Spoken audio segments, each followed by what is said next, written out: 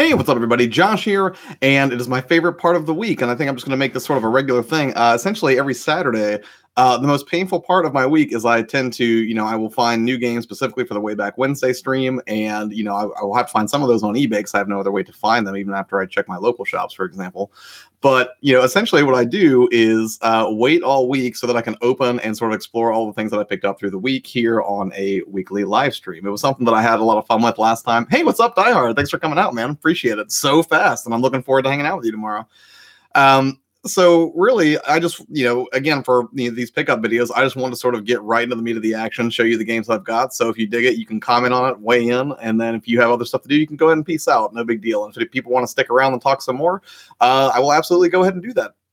So I'm going to go ahead and dive right into this. I think what I'm going to do is start with the newer stuff first and then kind of go more retro as things go on.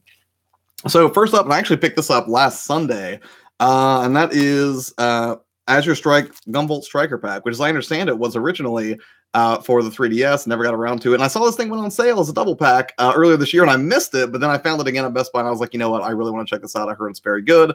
So I want to kind of see what it was all about. Hey, what's up, Lola? Thank you so much for coming. I'm sorry that I keep blowing up your Twitter incorrectly because I thought I didn't tag you initially. That was unfortunate on my part, I think. Retro, what's up, man? What's up, player? I like that. That's very cool. I did not think that would happen with the name, but I'm sure glad it did. I think that's really neat. So yeah, first one was Azure Striker Gunvolt Striker Pack. So, kind of excited to play this. Have not done so yet. Next up, I will start moving. We'll just go from like absolute newest to oldest. So this is kind of weird.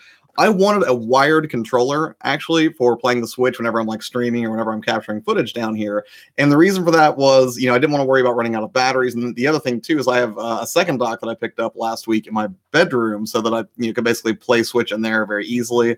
So I leave the Pro controller there. But I picked up the Zelda one, which as I understand it is fairly nice. It's supposed to have a rubberized grip, but in all likelihood, I think I'm going to return this. I just picked it up because I saw it at Walmart. It was sort of an impulse purchase, but I thought I had a practical use because it was like $24.99. So for $24.99, I could have like a wired controller down here that I would never have to worry about, having to recharge the batteries or anything like that. So next, I actually went to Chipotle and there's a GameStop right next to it. I don't shop at GameStop that often, but today was like their Mario Day because it's March 10th. And I actually found this one, which has swappable faceplates. So I will probably stick with this one and then probably return the Zelda one. I mean, I don't know if I really need to keep both of them. That feels like sort of a waste. I feel like I can spend $20 in a more interesting way. So probably not going to keep both of them. So I'm going to go ahead and set those over here. So yeah, the two controllers, which again, don't really need both of them. I've got Joy-Cons. I've got the Pro controller. Probably don't need two wired ones. That feels a little bit superfluous, I guess. So moving a little bit further back to new Earth stuff. I actually went back to VGMX and picked up Daxter. And the thing is, I didn't need Daxter. I wanted the case and the manual, and I think it actually came with a poster too. Oh, no, it was just a promotional thing. But still, I did have the instruction manual, which is something that I really did want to have. And the reason I really liked Daxter was because it was one of the first sort of 3D platforms that I had that was really, I guess fully 3D, because I thought the PSP was an amazing system when it launched. The fact that I could have something that was close to PlayStation 2 quality in a handheld was just absolutely phenomenal. You'll buy the Zelda controller from me? Right on. I will talk to you afterwards, sir, assuming I don't return it, because that might be the quicker route here. And I'm sure you could probably find it wherever you're at too, Die Hard. So next up, the next thing that I bought, and this was actually really cool. I got this from, let's go back to the rest of the stuff I got from VGMX. PsyOps: The Mindgate Conspiracy for the original Xbox. Now, I would not say this was a stellar game, but I thought it was very unique and interesting just because I think it was Cold had a music video in it, which I thought was really weird because I don't remember that music video being anywhere else except on this game. So the fact that, it sort of came with this weird sort of music video included, I thought was kind of interesting. But apparently this used to belong to a Blockbuster, and it looks like they were selling for $22.99 apparently. I would not pay $22.99 for PsyOps: The Mindgate Conspiracy. It's not a game that's worth that kind of dough. So, and the other thing I got was actually Red Dead Revolver. I figure, the new Red Dead's coming out later this year. I actually had this originally on the Xbox, but I couldn't find an Xbox copy. But, it's like $6.99. It's not terrible. I think normally complete in box, it probably goes closer for like 10 to 12, maybe depending on where you look. And the instruction manual's in, fairly good shape. So, that's fine. Beyond that, let's go ahead and move over to Warp Zone. So last Sunday at Warp Zone, I actually picked up my second Super Famicom cartridge. Because, you know, again, most of those games are not optimized for people who only speak English. Hey, what's up, Goblin? How are you? Yeah, I was super happy to have Red Dead Revolver because I would like to have all of them at some point. So I guess it would be all 3 of them because I do believe I have Redemption somewhere. But, you know, the first one I got is actually over there. I'll talk about that later. But what I picked up was actually Twin Bee Rainbow Bell. It's $24.99. And the thing I really like about Warp Zone and actually Level 1 games as well over at Muzzle's place is that they do tend to like seal things up in plastic to keep them looking nice. Which I'll go ahead and take it out of here so you guys can get a closer look at the label, because I don't care about actually leaving it in there. But I think I've seen a little bit of footage of this game, and it's supposed to be really quite fun. And even if you don't speak the language, you can still play it. So I thought that would be very cool to sort of explore. Yeah, so Twin Bee. And then also last week, I got this, and it's funny because last week I talked about this. Love the new look and look. I'm glad you like it, man. It's you know, a lot of thought went into that. And Jason, who's actually doing his laundry over here and running upstairs to escape the cameras, is the guy responsible for it. He does amazing work. So it's so funny because last week I said I would hold out to get RoboCop versus Terminator for the Super Nintendo, but I did not. And the reason is because Darren convinced me that this was the superior version anyways, because this one actually had blood in it. And I grew up playing the Super version, which had no blood. So the fact that, you know, there was a RoboCop versus Terminator that was a little more violent than what I remember, I did kind of want to play it again. Now, as I recall, it's not the most exciting game in the world or anything like that. But, you know, it's just, it's something from my childhood. It has sentimental value to me. And really, that's sort of my approach to collecting in general. So I'm not really on a mission to just collect as many games as I possibly can. Usually, the only things that I'm interested in collecting are things that you guys recommend, that you say, hey, this is good, you should totally check it out. Or on the flip side, are things that are, you know, nostalgic for me, or things that I foolishly traded in my youth that I would like to reacquire simply for, I guess, the nostalgia aspect of it all. And the other game I got was actually a recommendation from Darren. And that was Zero Tolerance, which I thought was interesting because there were not a lot of first-person shooters on these platforms, but this is a first-person shooter. You know, I don't know what to expect from it at all. He just recommended it, but that, you know, is what the back of the box looks like. Hey, Imagine for Crows, thanks for coming out. Appreciate it. So Zero Tolerance, I have no idea what to expect. It's, you know, I hope it's good, but, you know, a first-person shooter, again, these were not super common of the, you know, in that era. I think you had like, what, Doom, maybe Wolfenstein possibly made it to consoles. I don't even remember. But, you know, that's really neither here nor there. I mean, you know, the fact remains, it's still interesting to see those early efforts of a genre that, you know, obviously got way more play on the PC. So to see that they at least tried to sort of bring, you know, part of that experience to console, I thought was very, very cool. And finally, the last thing I got from Darren, and this was very cool of him to do, was, so this is Kingdom Hearts Birth by Sleep, which I've never played before, but I figured with all the Kingdom Hearts hype, I might, you know, try to check it out for the PSP. The only thing is, though, this is the Japanese version. And, you know, at first I had no intention of buying this because I was like, man, it's really pretty, and that case is in excellent shape, and it's just so shiny. Like, I love the label on this. But, you know, the problem with that was, again, Japanese game, I couldn't play it. But as it turns out, he actually had a loose version of the English version.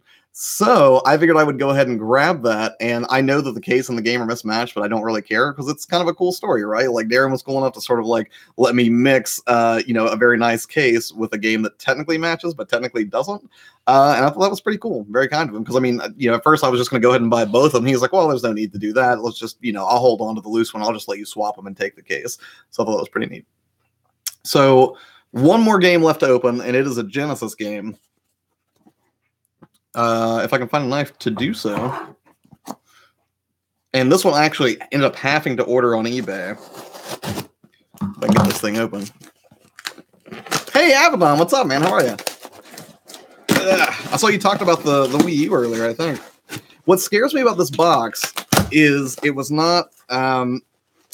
it didn't feel very heavy, and I'm worried that there's not a game in here that I screwed up and accidentally purchased just the box and not the game. But we'll see here in a second. And it's actually really well packaged. I mean, they do wrap it in plenty of bubble wrap. But I mean, that's the thing. This case is not going to be in perfect condition based on what I saw. But much like, you know, Kingdom Hearts here, it is also a shiny case. It's got a sort of foil property for it, and that is Mighty Morphin Power Rangers, the movie game. And this was actually recommended by Nick of Back Pocket Game Reviews.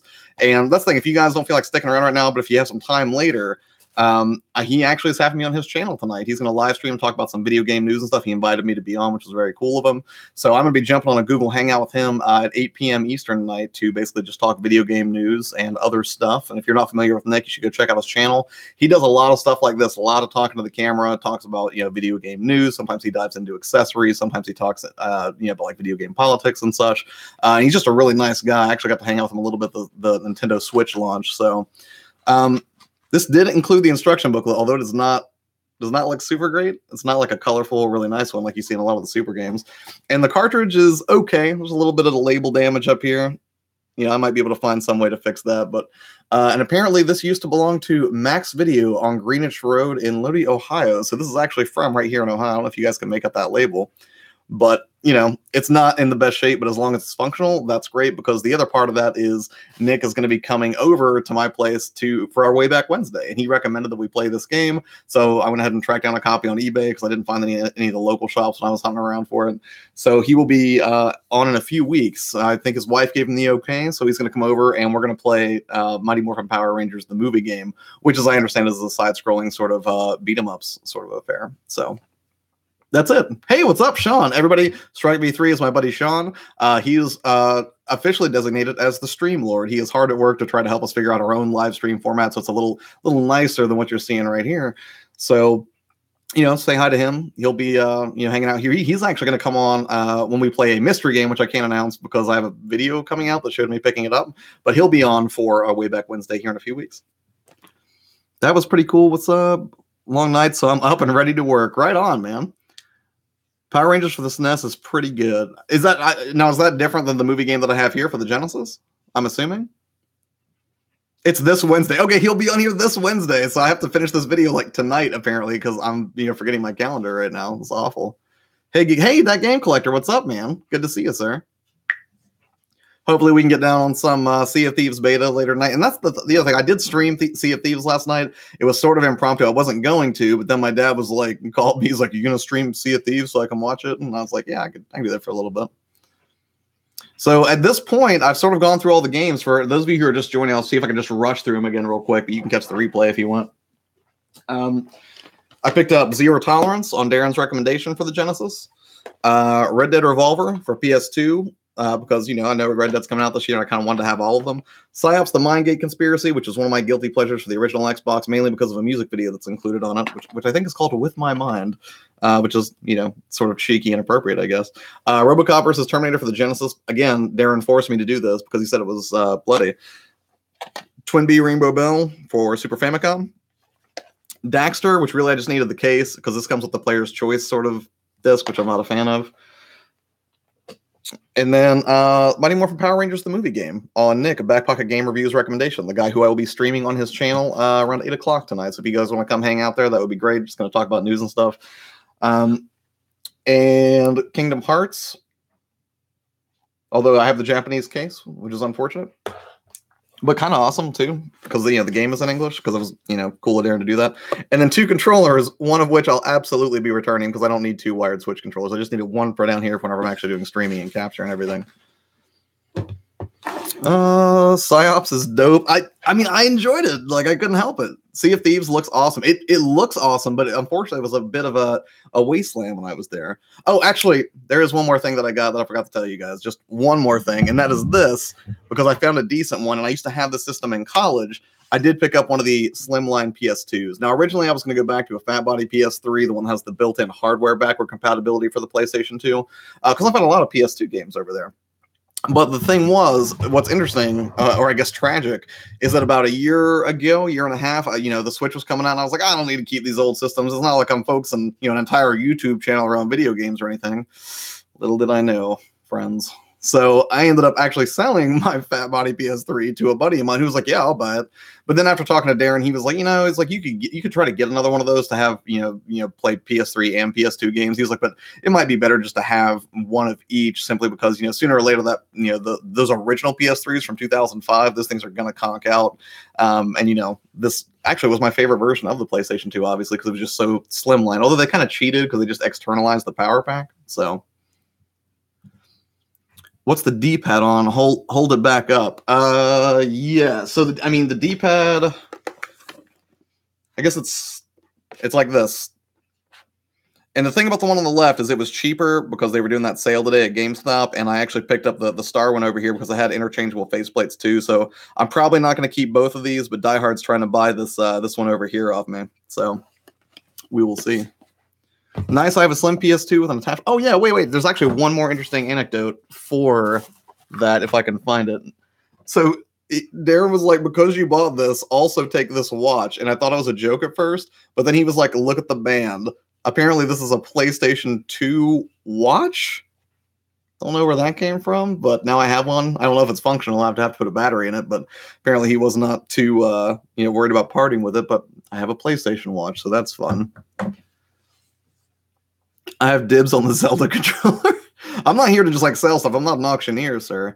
So at this point, I kind of went back through all the games again. Well, that and Gunvolt. Sorry, I keep for the recap. I forgot to hold that one up again. But so at this point in the stream, if you guys just want to hang out and talk a little bit, just sort of have a chill stream, totally fine to do that. Or if you guys are like, you know what, that's okay. We've seen your horrible taste in wares, and now we're gonna peace out and leave. That's cool too. You guys just tell me what you want to do, and if you want to go on forever, great. If not, I will go do productive adult things, man. I'll go, do laundry and, dust, maybe make some dinner for the week. I don't know. Clash King. Hi. Hey, what's up, man? I do not think that I have seen you on the stream before. So welcome. Appreciate you being here. I'm trying to see if I missed anything here. Abaddon says, Sean. Yes, Sean is here. It's always better when Sean's here. And yes, God, that I'm glad you like the new logo. Did I miss anything? I don't think so. He knows I'm the best. You're the best at a lot of things. So let me ask you, Sean, since you're the best, what would you say was the best thing that I picked up out of all this stuff today, including, well, not today, but this week, I guess, like Power Rangers, the movie game, everything that I picked up, what would be the one game out of this collection that you would actually want in your collection, if any, assuming your tastes are not so, phenomenally profound that, that would be unthinkable. Let me get a quick drink of this water.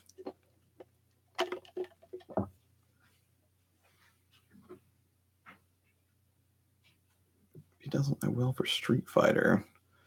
I mean, to be fair, Die Hard already called dibs, man. The Super Famicom game, if it's Japan. Yeah, I'm pretty sure Twinbee Rainbow Bell was actually Japanese only. But, I'm happy to have it. Like, I looked up some of the gameplay, and it does look like a lot of fun. It looks very vivid, very colorful. But again, I'm not really playing those on a stream. Like, games like that, or really anything from this collection, nothing is going to be played really here unless it's like Sunday. That's usually when I chill out and just play whatever game I feel like playing without much regard to things like SEO or, what's going to rank well or anything like that. I do try to be sort of tactical in my live streaming efforts, but at the same time, there's got to be days where I just chill out and play whatever I feel like playing. And that could be anything on a Sunday because that's usually when I kind of chill out and try to relax a little bit from the week. Poppin' Twinbee is a better game. Oh, okay. Well, good to know. I should look that up as well. Right on.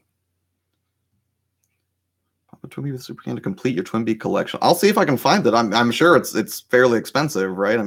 Because you seem like a person of refined taste, and I'm assuming the things you would recommend to me would be sort of up there. Oh, by the way, for anybody in here who also knows Tark's Gauntlet, you should swing by and say hi to him. I think it's his birthday. I swung by his stream a little bit earlier.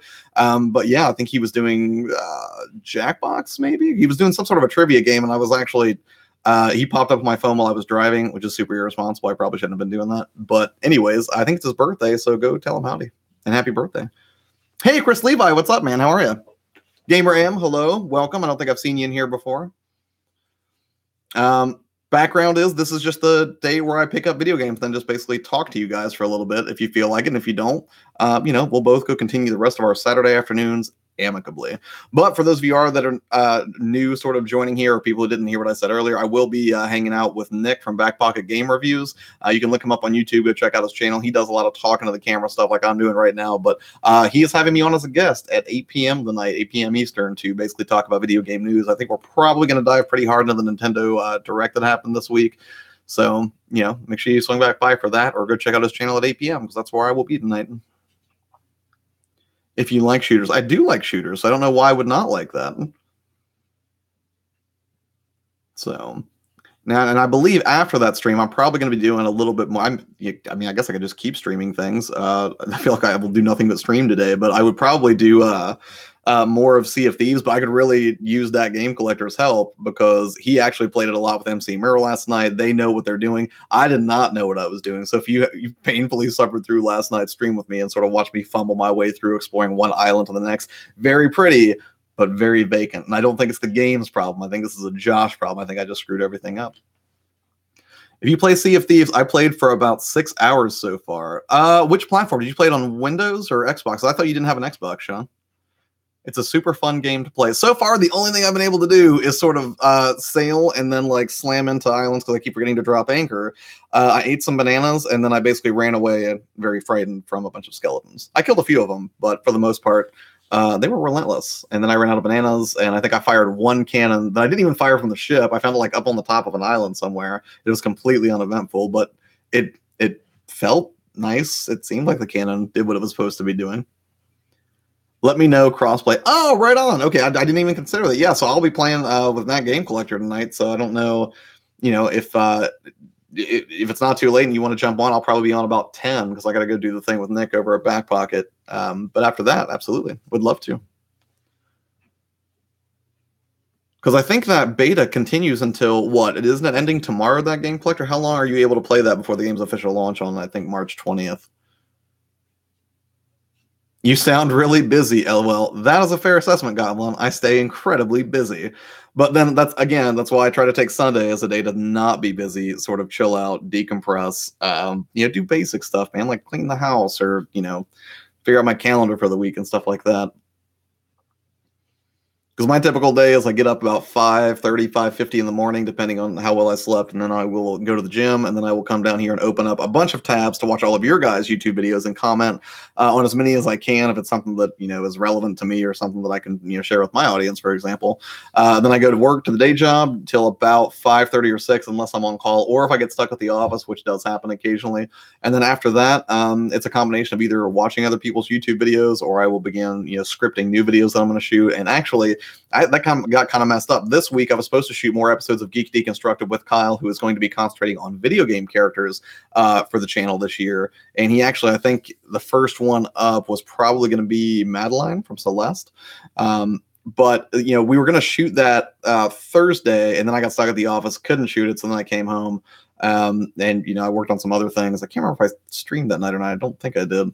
But that's one of the reasons I schedule my videos 6 weeks out, right? Is when life gets in the way, things happen, like you got to work late at the office, or you have a family emergency, or if you get sick, or if anything like that pops up, content will continue to roll, and then I've got plenty of cushion to sort of restabilize. It does put me in a sort of a bind, because what I'll have to do if I want to keep that pace now is I'm going to have to shoot 2 weeks worth of videos instead of 1 week's worth of videos. But since I'm only releasing really 2 or 3 highly produced stuff per week, it's not the worst thing in the world. I mean, I can deal with that because, that's one of the reasons I like to do live streams like this on Saturdays and do the Wayback Wednesday Genesis stream on Wednesdays, is it lets me continue to put content out there, but it's not just a horrible drain in the fact that I have to, come up with the idea, script it, shoot it, edit it, upload it, market it, and do all that stuff. It's a much easier format to work with.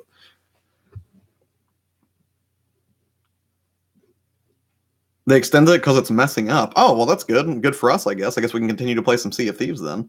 Chris Levi says, just stopping by to say hi and support you. I have a tweet I sent out earlier. I'm doing a Q&A soon. I like the shirt. Thank you. First off, thank you for the kindness and coming by to support me. That is phenomenal because, again, as I've made clear on numerous videos before, my goal is to one day go pro with this. I would love for this to be a full-time job so that I could just, sort of serve other gaming channels, for 40 or 50 hours a week. I cannot think of anything better than that. I would love to do that. But then secondarily, I did see your tweet about the Q&A, and as far as my question, I was actually rolling around a few different ideas to ask you. One of the things I was thinking about was, it sounds like you had some pretty rough hits based on the live stream that I watched you do the other day, Chris, specifically early on in your YouTube career, trying to get things going. It sounds like you were with some guys who were not the greatest, so I would be curious to know how you dealt with that experience. On the other hand, you have an outrageously positive attitude, which I think is absolutely phenomenal. Not a lot of people operate that way, and I think that's one of the magnetic qualities you have that sort of drew me to hang out with you and your channel after the Wayback Wednesday stream the other night. So those are two off the top of my head. I'll try to give you a better answer whenever I get back on Twitter in a little bit.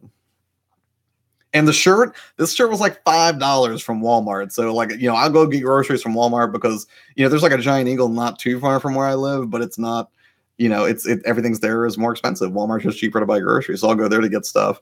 And they have been having a fairly steady stream of awesome gaming shirts. And normally I would have to go to Target to get stuff like that, or you go to Hot Topic where I think they're sort of hideously expensive and overpriced for the quality you get in the fabric. But for $4 or $5 to get something that I can wear on a stream like this and sort of show my love for games that I've actually played and enjoyed, yeah, I'll totally buy a Walmart shirt. Let's do it. Rumming Dan, what's up, man? How are you today? Uncle Strange is here. Good Lord. There's so many cool people in this chat. Thank you guys for coming out. I appreciate it. I was just showing a bunch of game stuff. I mean, do you guys want me to show all the games again, or do you just want to talk about your day? Tell me if you also went to Chipotle and potentially made horrible decisions by asking for half chicken, half steak, and then they gave you double meat of both, which is what happened to me. Not the best.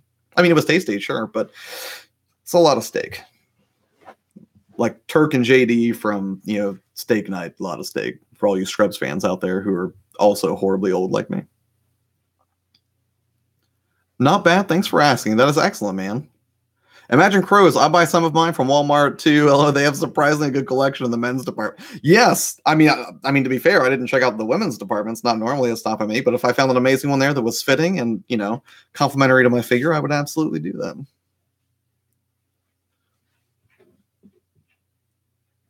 Yes, tomorrow. So what are you guys all doing today? Like, just real quick, rapid fire in the chat, if you don't mind telling me. Like, do you guys have plans for tonight? Are you streaming on your own channels? Are you going out to a movie? You playing a certain game? You just chilling out yourself? Or are you also very busy and you just have like a lot of stuff that you have to do on your plate? Let me know. Thank you for that. I'll definitely explain my YouTube experience in my video. Right on, man. I would like to hear your story. That's one of my favorite parts about actually getting to know so many other gaming YouTubers is that, they all have these sort of unique stories. Like and that's the thing, like Darren was like, are you sure that you want to get Kingdom Hearts with the Japanese case and the English version? I was like, absolutely, because it'll make a cool story. And I was like, anytime you can help me come up with like an interesting story behind the game, I'll be more likely to buy it. And then I was like, I probably shouldn't have told you that because now you're going to nickel and dime me to buy everything in your store just by, putting weird stories behind it.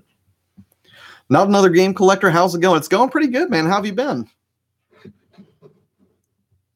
I have not had a chance to check out your Strange Things video yet. I apologize. And I know that you did Strange Food. I have not watched it yet, if I'm being honest, but it is on my to-do list along with a million other videos and, things that I should probably be working on myself. But that's awesome because when part of, your YouTube, experience involves having to watch other people, you can justify not working on your own stuff for days. Be like, I'd love to make this video, but I can't do it until I watch Not Another Game Collector eat strange food. So sorry. I guess you'll just have to wait till tomorrow for a 4-episode shoot.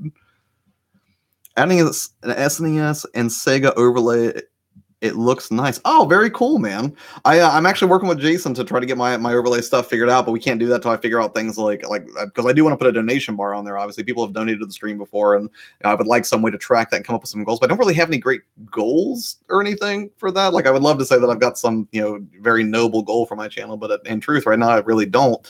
I was thinking about potentially making a goal of getting a Framemeister because that game collector, not to be confused with Not Another Game Collector, had said that's what he runs all of his systems through. And after watching a very sort of in-depth look at that piece of hardware from My Life in Gaming, they just gave a phenomenal breakdown of its capabilities and just how much it can clean up that signal from retro systems and make it look phenomenal on your HD TV. So that's definitely on my radar. Just chilling at home today. That sounds delightful. Retro Heck eating tacos. Tacos are delightful, sir, although I am partial to the burrito bowl, if I'm being honest. I'm now addicted to Stardew Valley on PS4, so I'll continue playing. Oh, it's so good. I love Stardew Valley because, again, Animal Crossing, too stressful for me. Give me a real-time breakdown of the year's activities. And I don't care how cute you make it. I'm going to be sweating bullets if I'm out like hanging out with friends somewhere and I'm thinking about what I'm missing in Animal Crossing as those days roll by and I miss festivals and that kind of thing. So I couldn't handle Animal Crossing. That's too high pressure for me. But Stardew Valley, I'll do that all day, sir. Uncle Strange just dropped by after my 2 p.m. stream. Figured I'd say hi before I head out. Right on, man. Well, I appreciate you stopping by. It's been good watching you stream as well because you were doing. Oh, what is it? Help me. I'm blanking out the name. Dragon Quest Builders, I think, which was I kind of expected to be a pure Minecraft experience. But it's definitely a different type of game. I really like the presentation on it, and whenever I saw an actual dragon in there, that was pretty great. Too bad we're all busy, man. I understand. Thank you for the understanding, dude. I appreciate that. Because you guys know what that's like, right? Whenever you have like, or if you have like a real life friends, everybody has that one friend who, if you don't call them constantly, they get they get very insecure very quickly. They're like, well, why haven't you called? If you're so busy, I must not be that important to you. It's not that. Everybody's just busy. They've got busy lives. People should be more understanding. Working on it, spending my Saturday looking at it. Wait a minute. Wait, what are you working on, Sean? I think I missed the context for that conversation. I do apologize. That game collector, the shirt, back it up a little bit. I might stream tonight. I'm just relaxing pretty much. You know what? Saturday is a great day for it, sir. I do not blame you one bit. Damn, imagine Crow's using the T word going to Taco Bell later. Personally, my favorites from Taco Bell would include the Double Decker Taco, the Immortal Classic, and also the Chicken Quesadilla.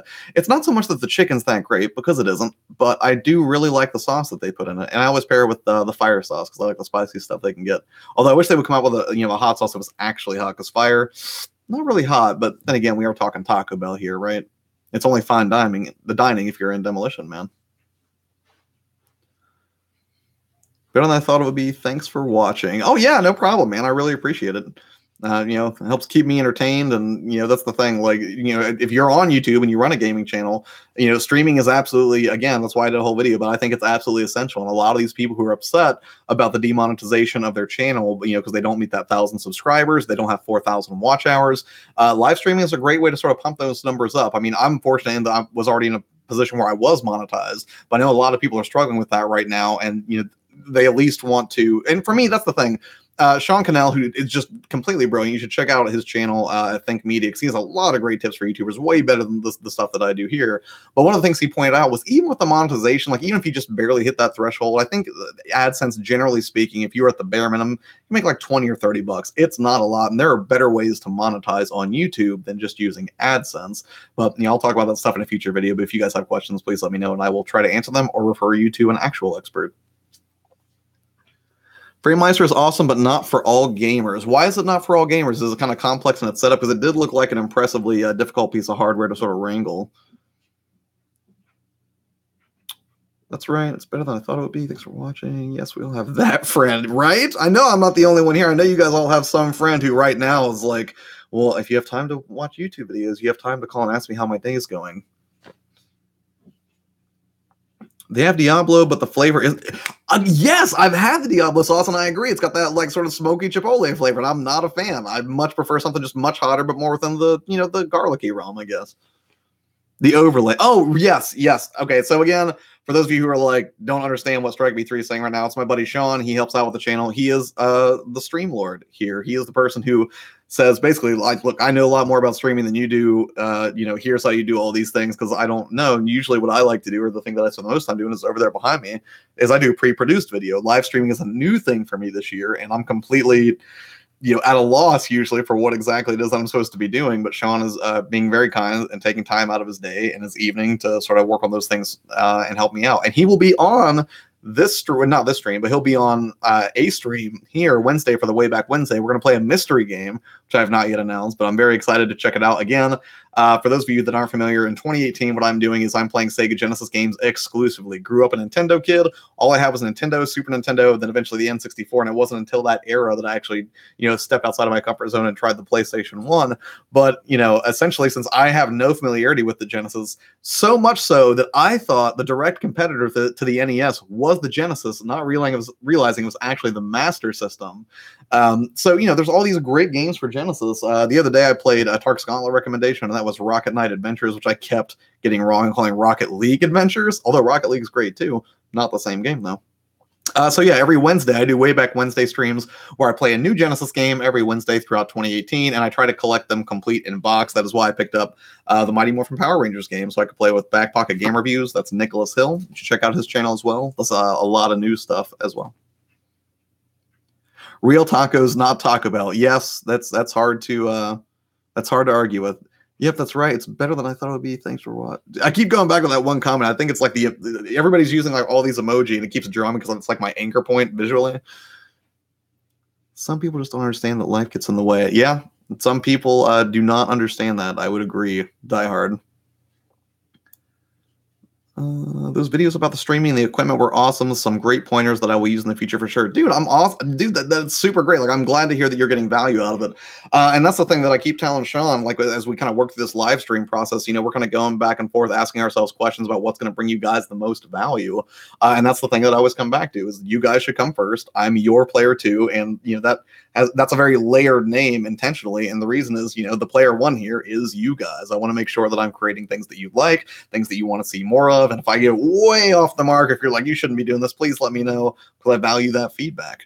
And if you are running a gaming channel, which ostensibly a lot of you are, you should absolutely value the feedback of whatever people say. I mean, unless they're just obvious trolls, right? But if someone says, hey, you need to work on your delivery, or hey, you kind of had some editing slip-ups at this point, like, not a reason to get defensive, just a chance to improve, an opportunity to learn. So, whenever you get feedback, you should try to cultivate a community of understanding and trying to use that feedback, right? Because that's how you get better.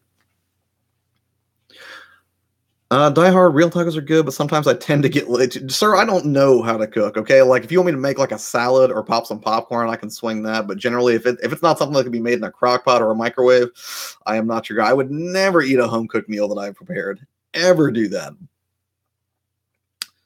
That Game Collector, let me ask you this. How many systems are you going to hook up to it? That's the thing. Simultaneously, I'm really not on a mission to hook up a bunch of systems. Like I have a Dreamcast sitting over here. I have a Nintendo 64. Maybe the original Nintendo, but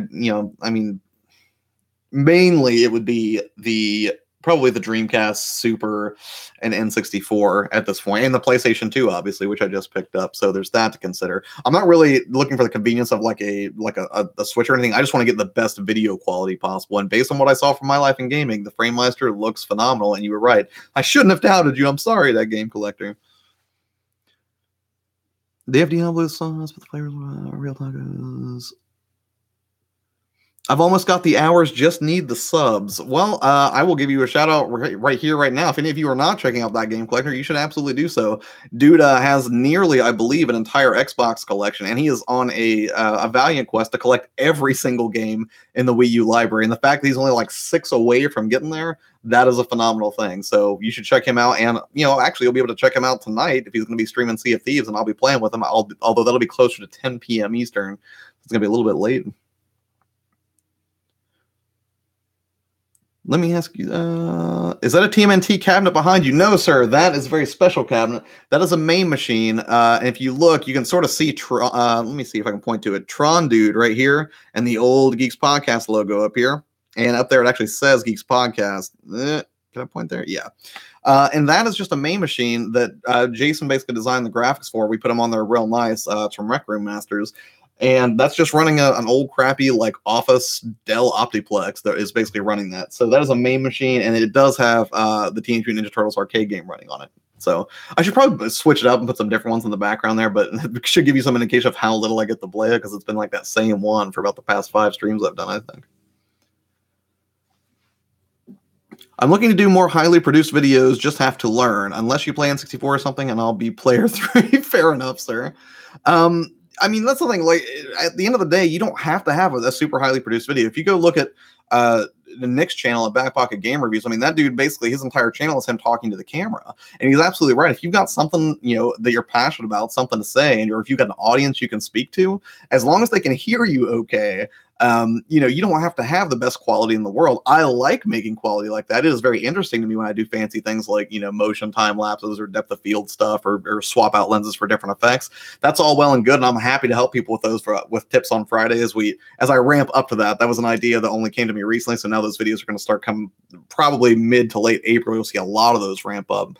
But, essentially, the most important thing is that you just keep creating. Your editing may not be the best, your sound quality may not be stellar, but as long as you're putting yourself out there on a regular basis and you're not afraid to kind of hit that upload button whenever you've got something to say, I mean, you can build an audience, man. That is the opportunity that the internet affords you, and the amazing time that we live in. I'm looking to start streaming. Hey, Super Nintendo.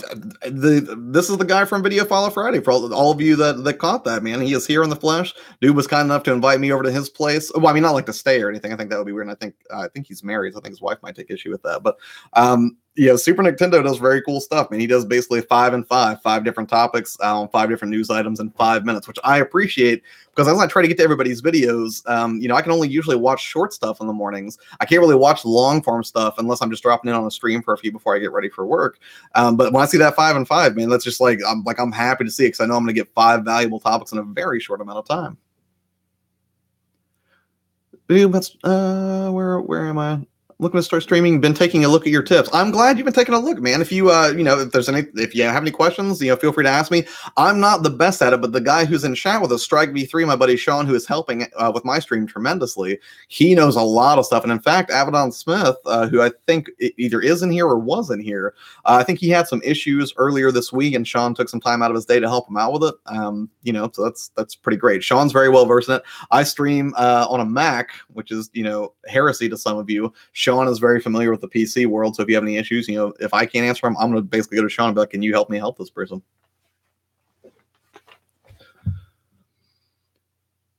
I don't know if I could get to 1,000 subs, sir. I promise you, you can get to 1,000 subs. And honestly, what you should value more than subs is engagement. Again, if I had 20,000 subs, I would not be as happy as I am with where I'm at now with like 2,500 ish, because this is manageable. There are 11 of you in here. I have to keep going back to the chat to look as it scrolls, but I can get to know you guys at least to a point where it's somebody who I've only had this anecdotal relationship with online with Super Nintendo is willing to be like, hey, if you're taking a road trip, swing by Chicago and say hi. I don't know if I could do that if there were like 10,000 people in here. I'd certainly miss some people. So do I want to grow and do I want to be successful on YouTube and do it professionally? Absolutely. But I also know that I have not learned enough yet to sort of scale to that level. But can you get 1,000 subs?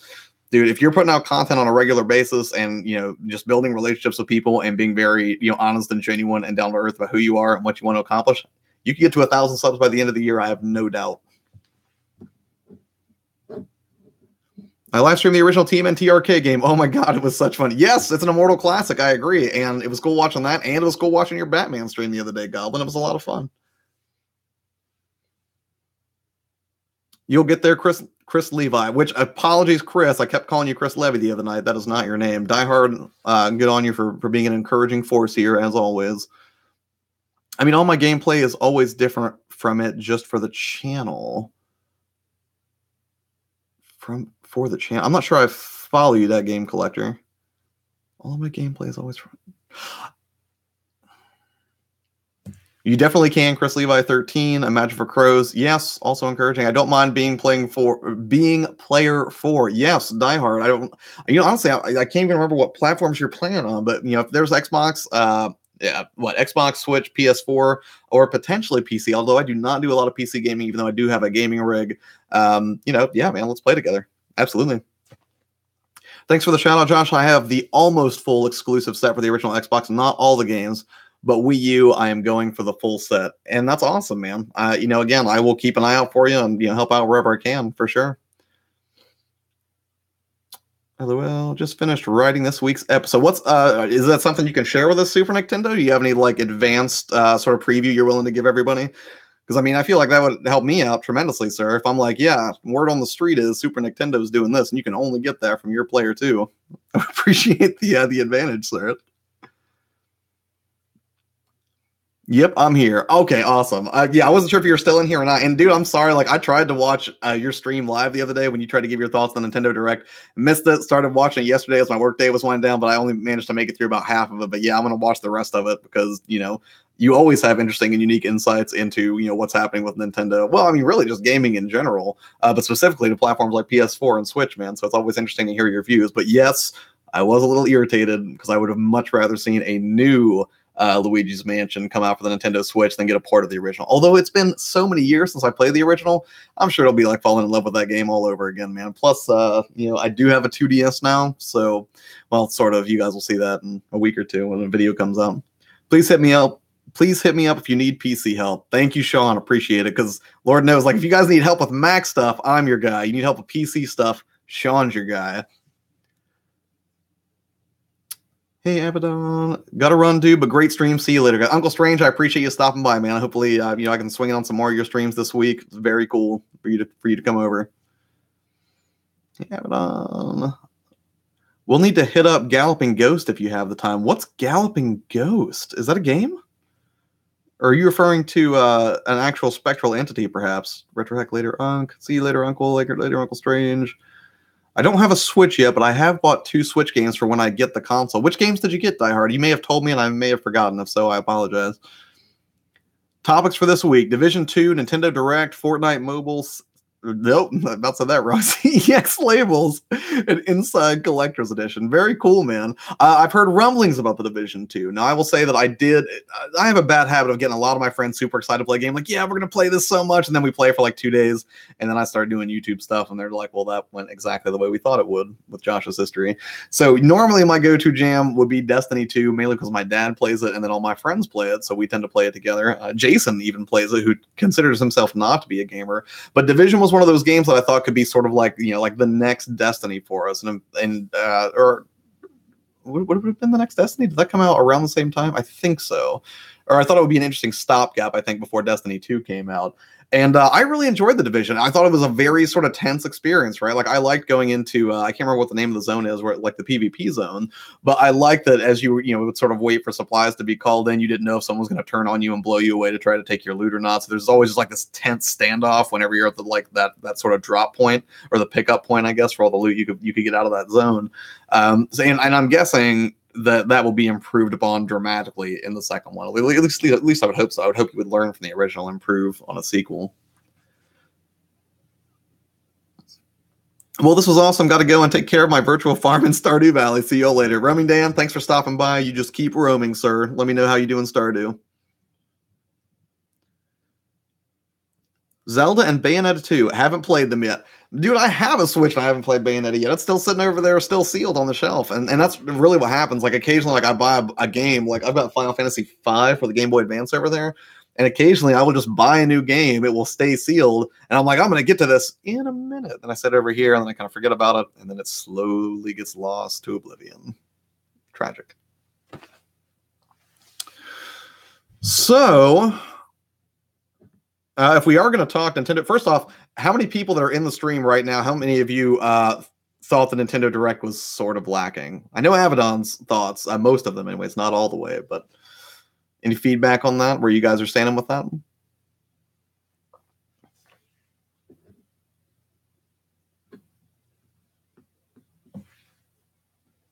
It was lackluster. What else? What other opinions do we have? I would say it's Matt. Oh, it's just so consistent. And it's weird because I haven't talked to anybody yet who was just like, I'm completely blown away by this. It's weird. Like, I am excited for Undertale. I never played Undertale before. Again, it's one of those games I've just heard about. So, I'm pretty excited to play it, actually. I still like my 3DS, but it's time to retire it.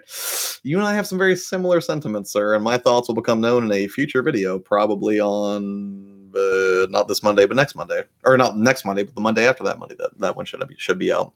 If I were smart, I would have queued it up around the Nintendo Direct. And, I'm sure Sean will berate me viciously for this, because in addition to being sort of stream lord here, Sean kind of helps key me into video game news I may miss, because I tend to get tunnel vision. Like, if I'm excited about a game and I'm just playing it over and over again, like with some of the recent indie Switch titles I was playing, for example, Sean sort of has to rein me and be like, this is happening. You should talk about that. And I'm just like, whatever, I'm playing Sega Genesis. But his intentions are good. The highlight was Smash for Switch. Yeah, I mean, like, it was like, you knew Smash was going to be coming. Like, I feel like that wasn't really a surprise to anybody. I think a lot of people were happy to see it, and I think that the way they did it was very cool visually. But we all knew that was going to happen. And yet, you never listen. One of the things I love most about Sean is he is delightfully passive-aggressive. And that's one of his charms, really. He keeps me in check, mainly by guilt-tripping me into feeling horrible for treating him horribly. And yet, I actually don't treat him horribly. I actually do listen to his feedback, but he thinks that I just steal his ideas, which is a half-truth at best. Agreed, Die Hard. The Highland was Smash for Switch. Only to Josh, not everyone else in here. Yeah, I appreciate the clarification, Sean. I'm glad you didn't just, insult and accost the entire room full of people. That's great. Yeah, I would say from Nintendo Direct, it's weird because I'll probably end up talking about this again later tonight on Nick's channel, but, that's going to be, I am looking forward to Dark Souls. I never played. I didn't know they were making an amiibo for it, so that was kind of cool to learn, I guess. Mario Power Tennis, don't really care. I mean, like I have it for GameCube. It's a fun game, and I think it's interesting. There's a story mode, but if I'm going to play a story mode based sports game, I really want to play Golf Story because I hear that's a lot of fun, and the fact that you could somehow take RPG elements and then combine them with golf and an intriguing narrative, that just sounds like an absolute blast. And the art looks phenomenal on it. So, me and Abaddon agree. It was a 4-ish out of 10. Unfortunate. Yeah, I mean, it's not.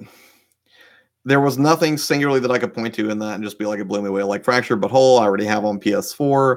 No, well, I will say I do like Okami because I came very close to buying Okami the other day for the PS4, but I was like, man, I would like that, but I would like it better on the Switch. But I think honestly, one of the things that did make me really happy, that potentially did sort of blow me away, is that I think a lot of third-party publishers were sort of marred by what happened with the Wii U. Is I feel like even though there was some stronger support at launch for the Nintendo Switch from third parties, I think they were kind of just waiting to see if the system would really take off and do well. And I think that clearly after its first year was over, and nobody would deny that system was doing phenomenally well in sales. And I think that was probably the tipping point that was needed for a bunch of these other third-party publishers, even ones that had historically supported Nintendo, to sort of jump in and be like, okay, you know what, you're selling units, we can move copies of our game. Yes, let's go ahead and start bringing more things over to your system. So in that regard, even though a lot of people aren't happy with the range of ports coming over, I think it's just a sign of good health for the system and probably a bright future out of it.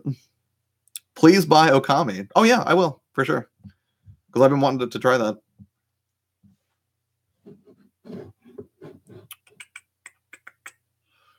I need to figure out what I'm going to play tomorrow, actually. Is there anything in particular you guys would like to see me play tomorrow? I mean, I'm probably just going to play, one of the games that I've outlined here. I mean, I can't really stream PSP stuff or PS2 yet because I don't have the equipment for it. But I could absolutely stream Gunvolt if you guys wanted to see that. Any interest? Or, I mean, I guess I could do, the Super Famicom game I got, whose name I keep forgetting over and over again. Twinbee. Also, I have to say, man, like, I am not a fan of the cardboard Genesis games, although I appreciate that this one's shiny and foily. That's kind of neat. I feel like I just opened, like a foil magic card or something. But, I really like the plastic ones a lot better. They're just more resilient.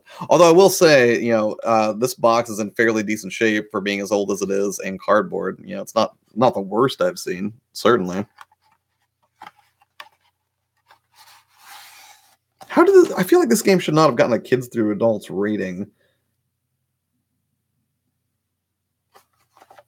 Power Rangers the movie. Yeah, I'll be excited to check this out with Nick later. I think it'll be good. Hopefully. I'm going to get Okami soon. Is it good, Strike V3? Sean, that's all you, buddy. I can't answer that question. I know it looks pretty, Crows. Also, is it cool if I call you Crows for short, or would you prefer I just call you Imagine for Crows all the time? Because when I was doing the video follow Friday, on Friday, I think I just called you Crows sort of generically, and I feel bad. But it looks like you're part of like a Twitch streaming team. You and I haven't really talked a whole lot yet. You prefer Crows. Okay, cool. I'm glad I'm doing that right.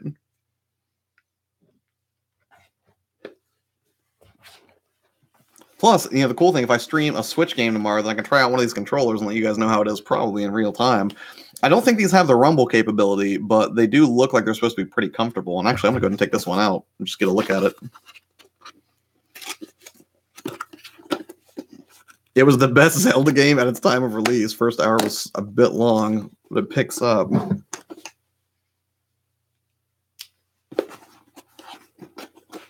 Yeah, Die Hard, are you serious that you really want to buy this controller from me? Because I mean, I have to ship it to you and everything, but I mean, we can figure it out. But is it that hard to find it where you're at? Like, I'm not sure where you're located. I know Super Nintendo is near Chicago, and I think that's where Rocker Gaming is as well. I'm in Columbus, but I don't think I know where you are. I know CM Retro, he is in Columbus, so I'm really excited to do stuff with him. Let's get a look at this controller. It's definitely lighter, but it does have a good feel. I'm digging this. And I feel like the star here is super subdued. Like, if you see it, if I tilt it, you can see the light sort of reflects on it. Like, I do like this design very much. This is a handsome controller for wired. I'm actually liking this quite a bit.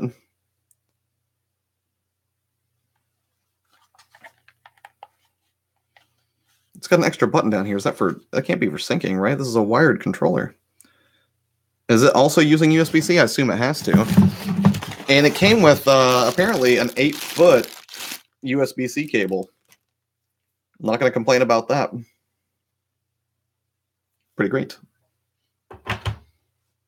I'm in New York City. Dude, no kidding. Sean's from New York. That's crazy. It's more of a community, and it's not limited to Twitch. That's why I hang out on YouTube a lot. I enjoy supporting other content creators, so I wanted to help manage a community that does that. Miss, our goals are in complete alignment. You and I need to talk more. That's fantastic. I'm glad to hear it. So can you tell me more about how it sort of got started and what your role in it is? That's a real nice design. It is a nice design. I'm a fan. For some reason, I like the Joy-Cons more. I would, except my Joy-Con does that weird thing, right? Because I would not have done this, except for the fact that the other part of it is not only is the Pro Controller more comfortable to me, but I tried using the Joy-Cons because I was like, I don't need 2 controllers. I can just use one and get by. Because, you know, the Joy-Cons are built-in controllers, right? But my left one, man, it has that squirrely thing. And I was trying to play Super Meat Boy in bed the other day, and I couldn't do it because it just kept disconnecting, and I would just, like, move and then stop, and it was just awful. I should probably just break down and get it, you know, just send that in for repair. I'm sure Nintendo will fix it. I'm just lazy, dude. If you open the Zelda controller, then it's considered use. I get half off. Just kidding. No, I won't open it. I'll leave it here for now. Because that's the thing. I can't find it. I'm in New York City. Man, that's crazy. What, is it on Amazon? I assume you have Prime, right? I mean, I feel like I think everyone has Prime. There's a lot of people do. I'm gonna go ahead and check this out real quick. So if we want to grab the Zelda controller, the wired one for the Switch on Amazon, and it's cheaper. Yes, they have it on Amazon Prime, so you can get it for $23.99. It is out there right now. Ooh, they've got a Joy-Con comfort grip for it too. That's $11.99. But they do not have this Star controller that I'm seeing. Hold on, I'm curious now. Super Mario Face Off controller. Sorry, my typing's probably a little loud in that. No, they do. So they have this one on Amazon for $19.99 actually. The Star one. Now, actually, something that I didn't even try. It didn't even occur to me. Let me see. How does that work? I think this comes off somehow, actually. I just don't know how.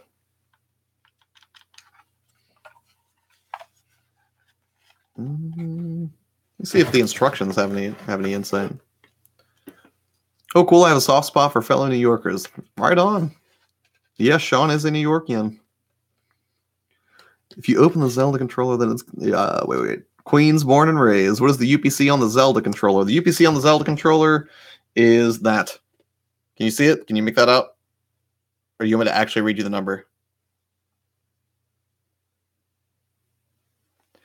I was following someone and helped promote their channel, and I put a lot of work into it until eventually it turned into a community rather than just helping one person. That's awesome. That's very, very cool. That is exactly what I try to do here. That's why I rebranded to Your Player 2 and everything.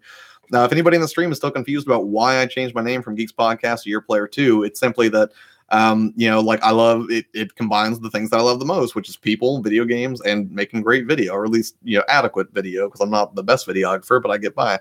And essentially, you know, I see that there are a lot of people who are trying to grow their channels on YouTube, specifically in the video game arena. And while I know a lot of the tips that I put out there could technically be used by people in any niche, I try to keep it within the realm of video games because that's what I love. And I want to cultivate a community of gamers around that simply because I never will run out of something to talk about. It's so cool hearing your guys' thoughts on things like Retro Systems or Silent Hill or a completely different perspective on a game that I grew up with.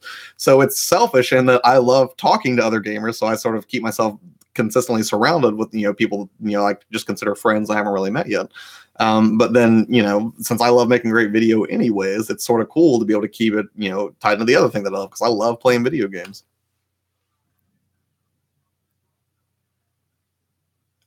I can't post links. GameStop has it. I got it. Media Glitch. What's up? What games did I miss? Oh my goodness, Media Glitch. Thank you so much for swinging by. So if you guys aren't familiar with Media Glitch, they're actually, I mean, you're sort of a team over there, right? I mean, maybe you want to, you know, jump in and kind of explain, you know, what you do over at Media Glitch. That would be super. but I have caught some of their fans. Like they showed, what was it, Portal Bridge Builder the other day, gave a really nice sort of look into that game, which I had not. I like the original Portal. Sadly I beat the co-op campaign of Portal 2, but I had not finished the original one. But Bridge Builder came out, and I was just written it off completely, and they showed me, and it actually looks like it's got some really neat physics at play, which would be completely in line, I think, with the mechanics that were established, in the Portal series proper. So, they tend to have really high quality stuff over there, and I really love their setup. So, Media Glitch, explain what it is that you do, so because you'll do it better than I can, and I don't want to mess up your thing here. So, trying used to being a new streamer while also managing the community, it's a bit different doing both rather than just one, so I enjoy watching how you keep it balanced. Miss, I don't keep it balanced. The only reason I'm able to execute and do the things that I do is because of people like Sean, because of you guys being willing to come out and support me and everything, because the fact that you're willing to come out and watch me on a live stream means that I can basically generate views to help grow this channel, but it saves me so much time. I mean, could I have just done an unboxing or done like a proper video of all these things? Yeah, absolutely. But it would have taken a lot of time to get it done. I couldn't have got you what you want immediately. And ultimately, knowing that I can hop on here and have such, basically such amazing feedback from you guys helps me, sort of get things done without having to do so much work on the back end. But Media Glitch, you go ahead and explain, what you are real quick, and then I will go back through all the games. Chris Levi, with my work schedule, it's hard to get a lot of people to join most of my streams because they are late night streams. So I know I caught you late night, sir. I think you were streaming like 11 or midnight the other night when I dropped in on yours. Crows, thanks for the follow and such. Yeah, Crows, if you're into fostering community and you're trying to keep an eye on other creators, I would keep an eye on Chris Levi for sure. That dude is he's got a good head on his shoulders, and if you listen to him sort of monologue a little bit about his history on YouTube, he's got some good ideas. On my phone right now, sorry I can't tag. So the games, for anybody else who is new here, I'm going to run back through all of these as quickly as I can. That would be, I picked up Red Dead Revolver for the PlayStation 2, mainly because it was one that I used to play on the Xbox. And with a new Red Dead coming out this year, I kind of wanted the ability to play it again. Now, to go along with that, I did actually repurchase a PlayStation 2 Slimline this week. And really the reason for that was I had one of the Fat Body PS3s, one of the launch ones that had hardware backward compatibility. Sold it, not anticipating that I would finally find my focus and sort of what I was supposed to be doing, my purpose, as it were, with this channel by specifically working with people who want to grow their own video game channels. And because I sold it, I didn't have a way to play all of my PlayStation 2 games, so I figured, I can go ahead and fix that for like $50. Picked up Daxter not because I needed the game. I picked it up because I just wanted the case and the manual for it. It was one of the first PSP games that I really had fond memories of, simply because it was cool to have like sort of a big action platformer. Basically having something that was almost PS2 equivalent in my hand, I just thought was completely crazy.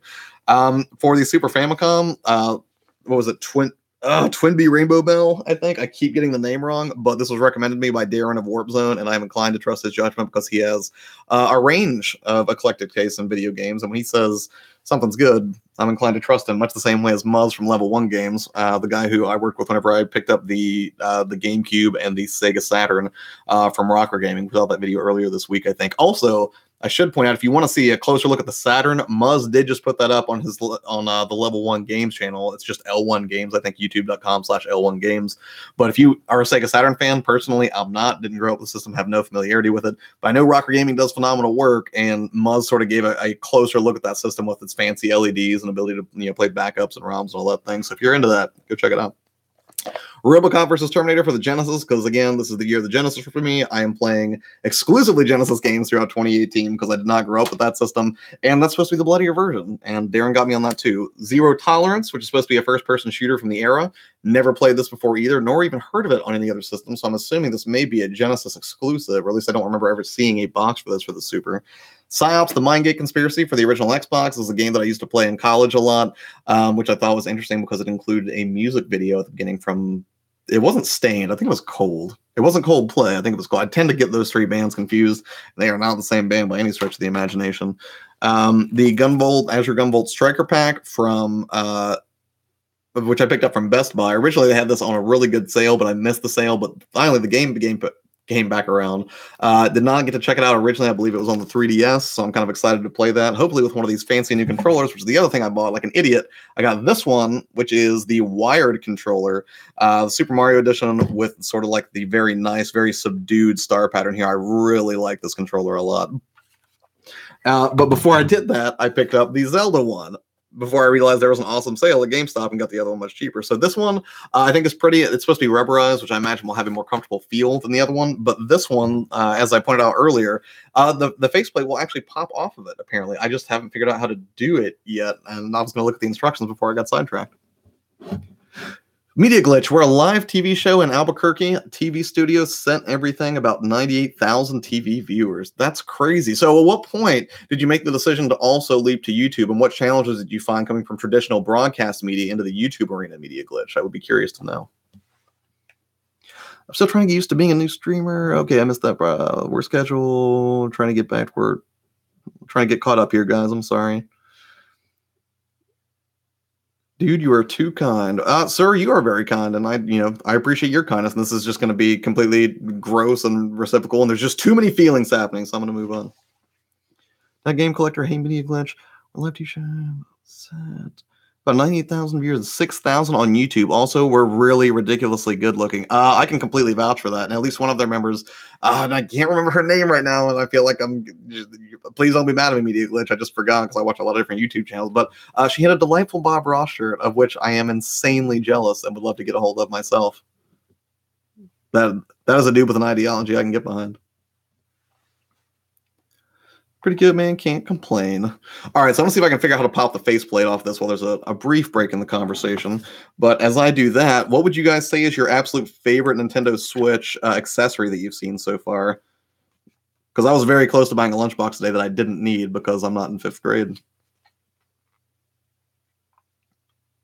With Face Off, easily snap on, swap out, and select the faceplate of your choice with PDP's innovative interchangeable faceplate design.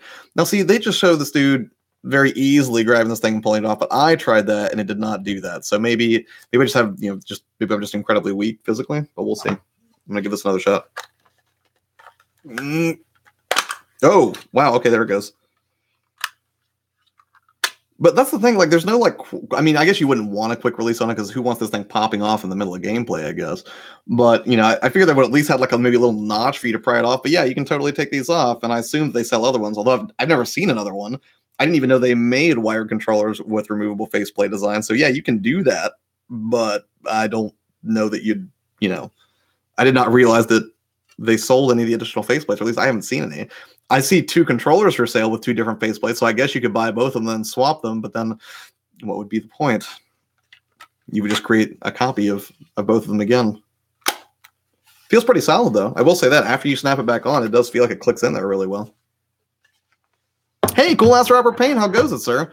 I need to catch up on your videos, too, man. That's another area I've been slacking in. We were YouTube first, just shooting stuff in my living room, and Comcast found us and gave us a studio, and then we had to change our format to fit TV. Oh, that's awesome. So you are just quite a success story then, really. So for anybody who says I just feel like I just shoot in my basement, or, this will never go anywhere, you actually turned into a legitimate TV deal. I mean, how did you feel when that happened? I mean, that had to be one of the coolest feelings ever, right? The Switch case that came with the Breath of the Wild. Yes, sir. I actually put mine back in the box the other day, but I would have loved to have the Master Sword edition. I think that would have been really quite great to have that. But I couldn't track it down. So, but still, I'm happy to have the the Sheikah Slate case is very cool. And my goodness, I put 200 hours into that game. I think it's just a magical experience. It's very relaxing, borderline therapeutic, much like Reorganizing the Game Collection was, which I think a few of us have mentioned in the comments.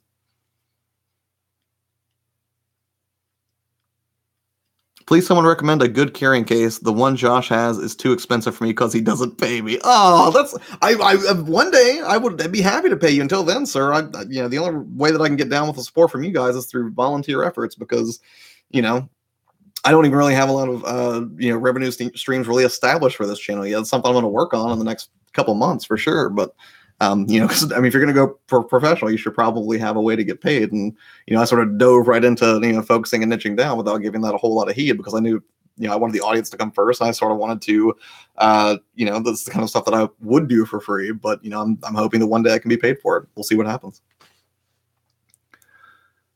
And my case is not that expensive. I have the Waterfield City Slicker case. That's what he's referring to for those of you that are curious. And it is really nice. But, my whole thing was, this is a system that I want to take good care of because I have no way to get the saves off it for starters. I would have much rather have seen a legit save system be demonstrated on this week's Direct than, Luigi's Mansion coming out again for the 3DS. Yes, me and Super Nintendo have to fight now. Why do you always try to fight people? He's not serious. He would never fight anybody except for Corey. But you guys will see Corey soon enough.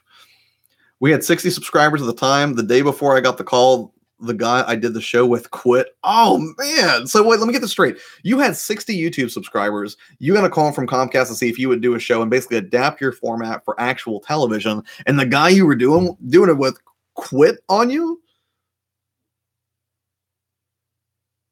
Like the day before, like that dude had to feel horrible. Like that dude had to feel just, oh man, that's tough. Holy crap. Yo, DGC. That's exactly how it went down. Dude, first off, this is an awesome story, but it's bizarre to me that it would work out in exactly that way. So was it a huge loss or did it really negatively impact your production to have somebody sort of leave like that out of nowhere? Or was this something that was kind of a long time coming and you kind of assumed that would be the case, but you were prepared to carry on with the deal anyways, despite the fact? Super Nintendo, that happens. My friends were in a band, played in an iconic venue, and their drummer quit. Unfortunate. Sorry to hear that. Q Price is right. Q Price is right noise. You're the stream lord, man. That's your job to queue up Price is right noise for whenever we give the stream the level of polish that it probably deserves. Although, this is not really the regular stream. This is a chill stream. This is where I just hang out and talk to you guys. I just show you the games that I spend too much money on in any particular week, and then I just kind of see how your guys' day is going and answer any questions you have, and hang out and have a good time. What else am I going to do on a Saturday? We were 3 people, 2 guys and a girl. As long as the girl stayed, we were all good. Gotcha. Now, when you say you're all good, do you mean just like you were fine with continuing because they brought a particular skill set to the table? Or are you telling me that Comcast was like, that guy can go, but the ladies have to stay? Watch our 6K sub stream. We did. It tells the whole story. Right on. I will see if I can check that out, man. I don't think I caught it. So, absolutely. You won't let me in. I'm outside right now. You're not here right now. John, you wouldn't drive over to this side of town. Probably. Was only interested in me and the other girl anyway. Gotcha. I could see how that would kind of create some animosity in a team environment. That sounds kind of tough, man.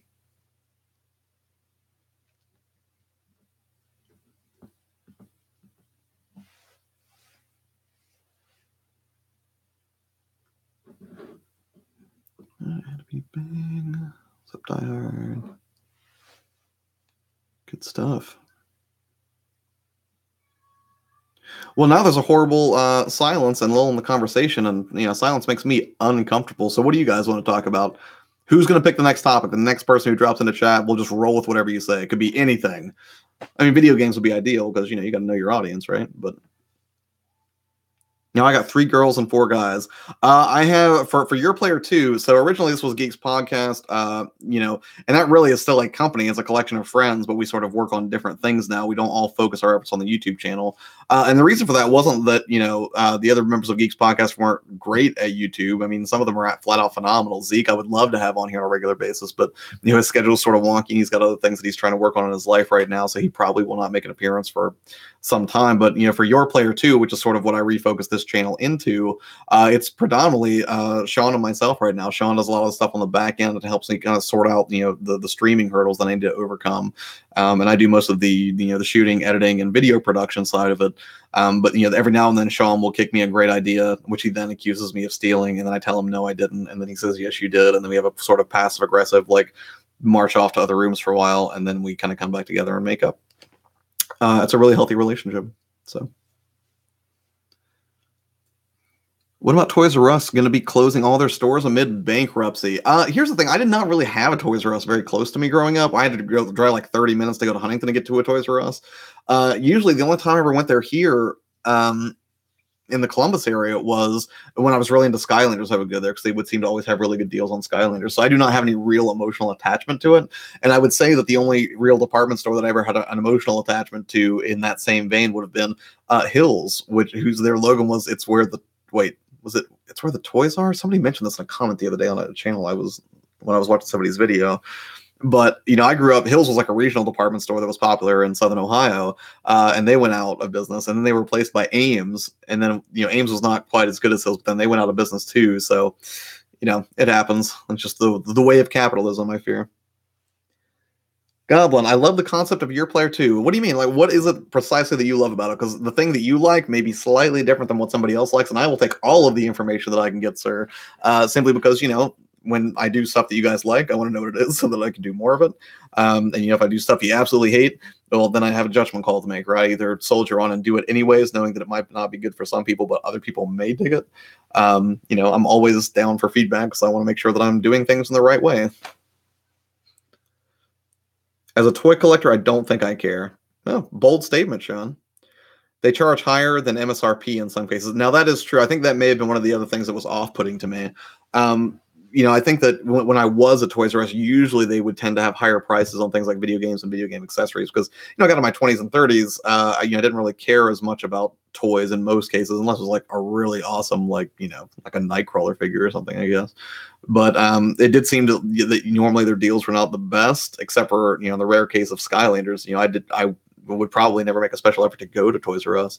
What about you, Cool Ass Robert Payne? What was your experience like growing up with it? Woodbarian, what are you doing here, man? This is normally your arena. I just did a sort of live pickup myself. But, for those of you that aren't familiar, Woodbarian, Retro Game Hunter, actually, on a regular basis, he hits up places like Goodwill and thrift stores and then basically showcases his finds on the channel for other people to appreciate. And, I kind of had seen him do a few of them, and I was like, what? I was like, I could probably do my own pickup videos. I just decided to do it in a live stream because I don't have the patience to do it in a regular video like he does. Oak City, I saw that you guys had a new pickup video yourselves. I feel like I'm in especially good company with you also joining the stream right now. So I've not watched your most recent one yet, but I did see a pop up on my subscription feed. I'm sorry about that. I will get to it as soon as I get a chance, and I will let you know what I think. But thank you for coming by my stream, man. That's very awesome of you. I appreciate it. You're here to support the community and give advice, kind of like IT support for gaming channels. That's so harrowing because my day job involves essentially doing IT support, although for server systems that involve fax technology, which is, as you would imagine, exactly as boring as it sounds. But yeah, I guess I never really thought of it that way. And Sean doing the PC side of things and being like, hey, I'll help you with PC problems. And I'm like, I'll help you with Mac problems. I guess, yeah, we are sort of a stripped down, less funny version of the IT crowd, but for video game YouTube channels. For me, it was looking online to see what a certain store had and going there and nothing. Oh, right. So you did not have the best experience either. So you didn't necessarily have a strong emotional attachment to Toys R Us. Media Glitch, I wish you could send pics through chat. I could probably figure out how to do that. I can't do it here, I don't think, because I don't think I can really share my desktop very easily. But if you send me the pics, I can put them out on Twitter and talk about it if you want to give me some insight and be like, hey, I'll just be like, these came from Media Glitch. Go check them out. It's just where I bought my first Power Ranger toy and first Super Nintendo. Well, man, okay, that does sound pretty, pretty heavy and emotionally resonant. So I can understand why it might hit you right in the feels to see them suffering from bankruptcy closure. Does OBS work on Mac? That is an excellent question, and the answer is yes. The longer answer is not great, but I make it work. And essentially, what you have to do with the Mac, because there are no direct video drivers for OBS on the Mac, is you have to basically you would full screen your Elgato capture, right? And then you use OBS and basically you define a video source and you point it to do either a window capture or I think it's a screen capture or a window capture. So basically you can tell it, hey, just grab the video from the Elgato while it's in full screen. Or you can also, basically have it do an entire monitor. I think I have mine set for the entire monitor, actually. And I have a 34-inch monitor over here on my right. It's an HP Pavilion. It's a very cool monitor. It's QHD, not 4K, but it's higher than 1080p. But because games are typically 1080p, what I have to do is I have to change the resolution on this monitor to 1080p. Then I full screen the video, and basically capture it that way. And the other tricky part about that, and Mile High Game collectors, who I consistently get their name wrong, but they usually hop into the stream and help me out with it because I have desync issues, right? Like right now, my voice should be coming in through pretty good through the Yeti mic, and everything should be synced up. But the problem with the way that I have to stream using the Mac and OBS is that there's a delay that has to be manually added within OBS. And the reason for that is there's sort of a delay in the processing from the capture. So what you have to do is you have to add in like a 750 or a 1500 millisecond delay, really just to make sure that your voice stays synced up with what's happening in the game and what's being captured. But if you have any trouble with it, feel free to hit me up. Happy to help you out with it. I'm actually going to be working with Die Hard tomorrow. I think around 2. He's going to be doing some stream testing and stuff, so I'm going to go help him out with that. But yeah, if you need anything, please let me know. Happy to talk about it. I want to send you a pic of a friend of mine that you look like. Well, I'll tell you what, man. Here, just DM it to me on Twitter, Media Glitch, and then I'll just hold my phone up to the screen. It's not an elegant solution, but it will work. The same way that the whole Elgato OBS Mac thing is not elegant, but it still works. We'll just go as low tech as I possibly can, and then after the stream, Sean is I promise you, he's gonna text me and berate me for being like, you could have done that in a smarter way, and I'll have to concede the point and defer to his judgment.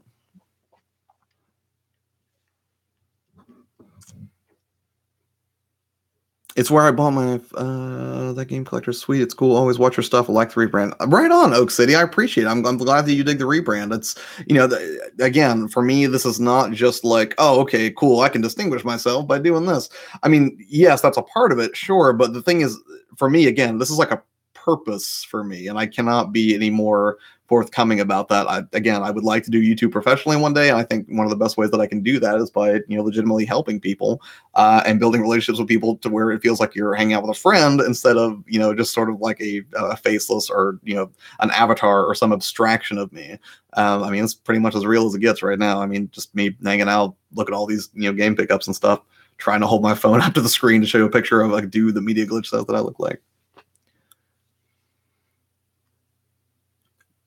Admins can send pics. Oh, okay. Yeah, I'll make him an admin. That's my fault. I'm not gonna mess with it now though, because I don't want to mess up the stream. Cool. And Genesis and SNES, yes. There's a game store here in New York City I've been going to for 20 years. That whenever I need something, I call and they will hold it for me. That's awesome. It's yeah, and that's the thing I like too about well, first off, Muzz from Level 1 Games is very, very cool with letting me peruse his collection. He's got just a ton of Famicom and Super Famicom games in the back, which is sort of like that joke, right? Like, do you have it in the back? But Muzz probably actually does have it in the back at Level 1 Games over here at Tuttle in Columbus. But then also Darren too from Warp Zone was very cool about being like, hey, if I get good new Genesis stuff, since I know you're on the lookout for closed in box, I'll give you a call and hold it for you. Media Glitch, I'm still looking at my Twitter waiting to hear from you. Unless you already said something. Follow back. So, oh my gosh, I wasn't already following you? Hold on a second. I could have sworn that I was following you. Now I just feel embarrassed in front of a live audience. You could have private messaged me that information, but I guess my ineptitude has prevented you from doing so. So give me 1 second to track you down on Twitter. I feel like an idiot now.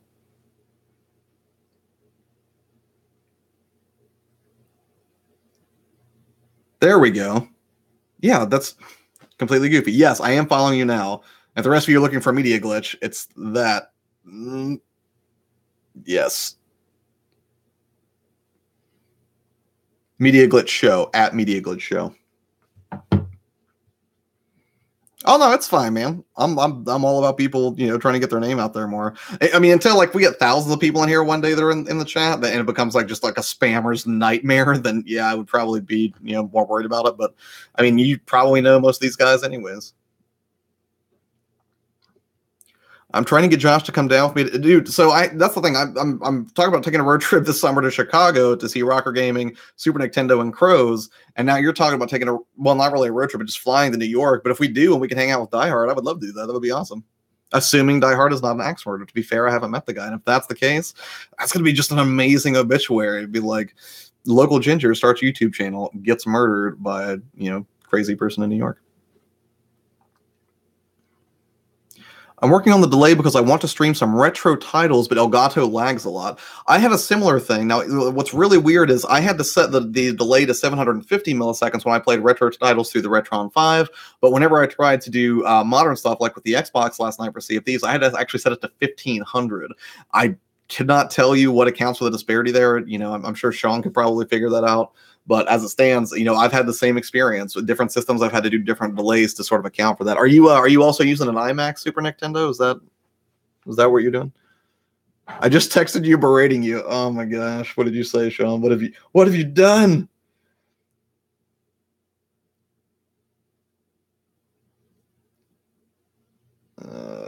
Yeah, I'm gonna pass on that, Sean. We are so not ready for that. I got another. All right, I'm checking my Twitter now. Hold on.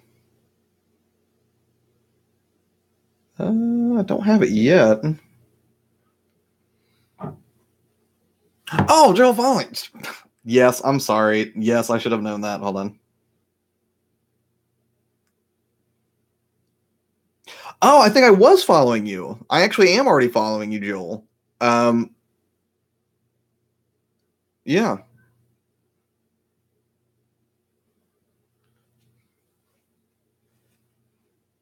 No. So right now it's your player 2. I'll go ahead and put that in the chat. So and for the rest of you, if you're not already following me on Twitter and you want to continue the conversation there while I'm trying to, eat Chipotle or whatever, this is who I am there. It's your player 2. Yeah, sorry about that. Yeah, because I recently rebranded and in turn rebranded everything, Joel. So sorry for the confusion. Chinatown has changed so much. I still get my pork buns while I'm there. I live next to Chinatown on LES. You guys are talking New York speak. Does not compute for me. I'm sorry. Taking the J&L games in Midtown. If he comes, he will feel like a kid. I'm no ex-murder only when I play Fortnite. Oh, fair enough. Now, are you playing Fortnite on the PS4 or Xbox?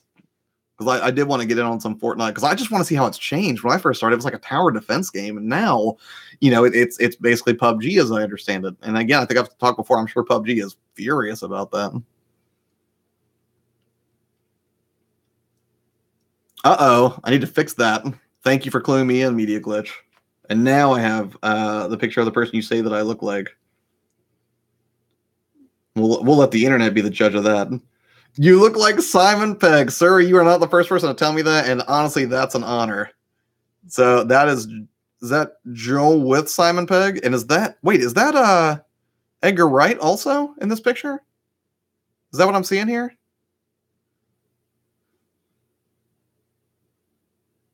That is phenomenal. And you're wearing the Nick Frost I Got Wood shirt, I believe, from Shaun of the Dead, if I'm not mistaken.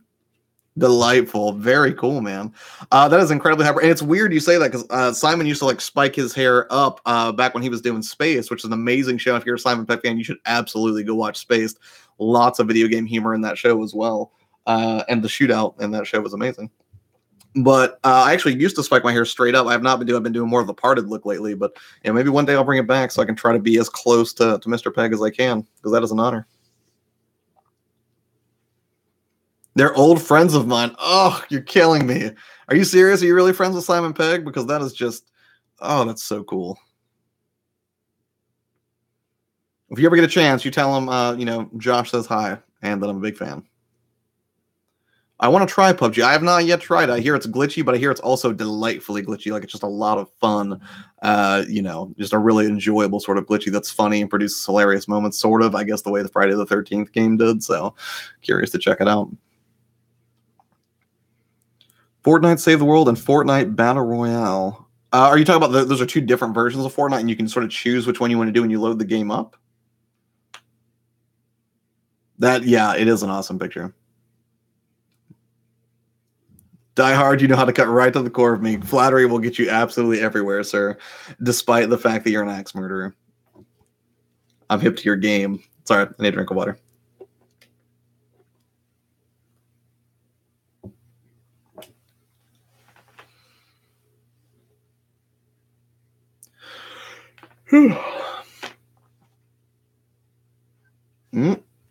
Hold on a second.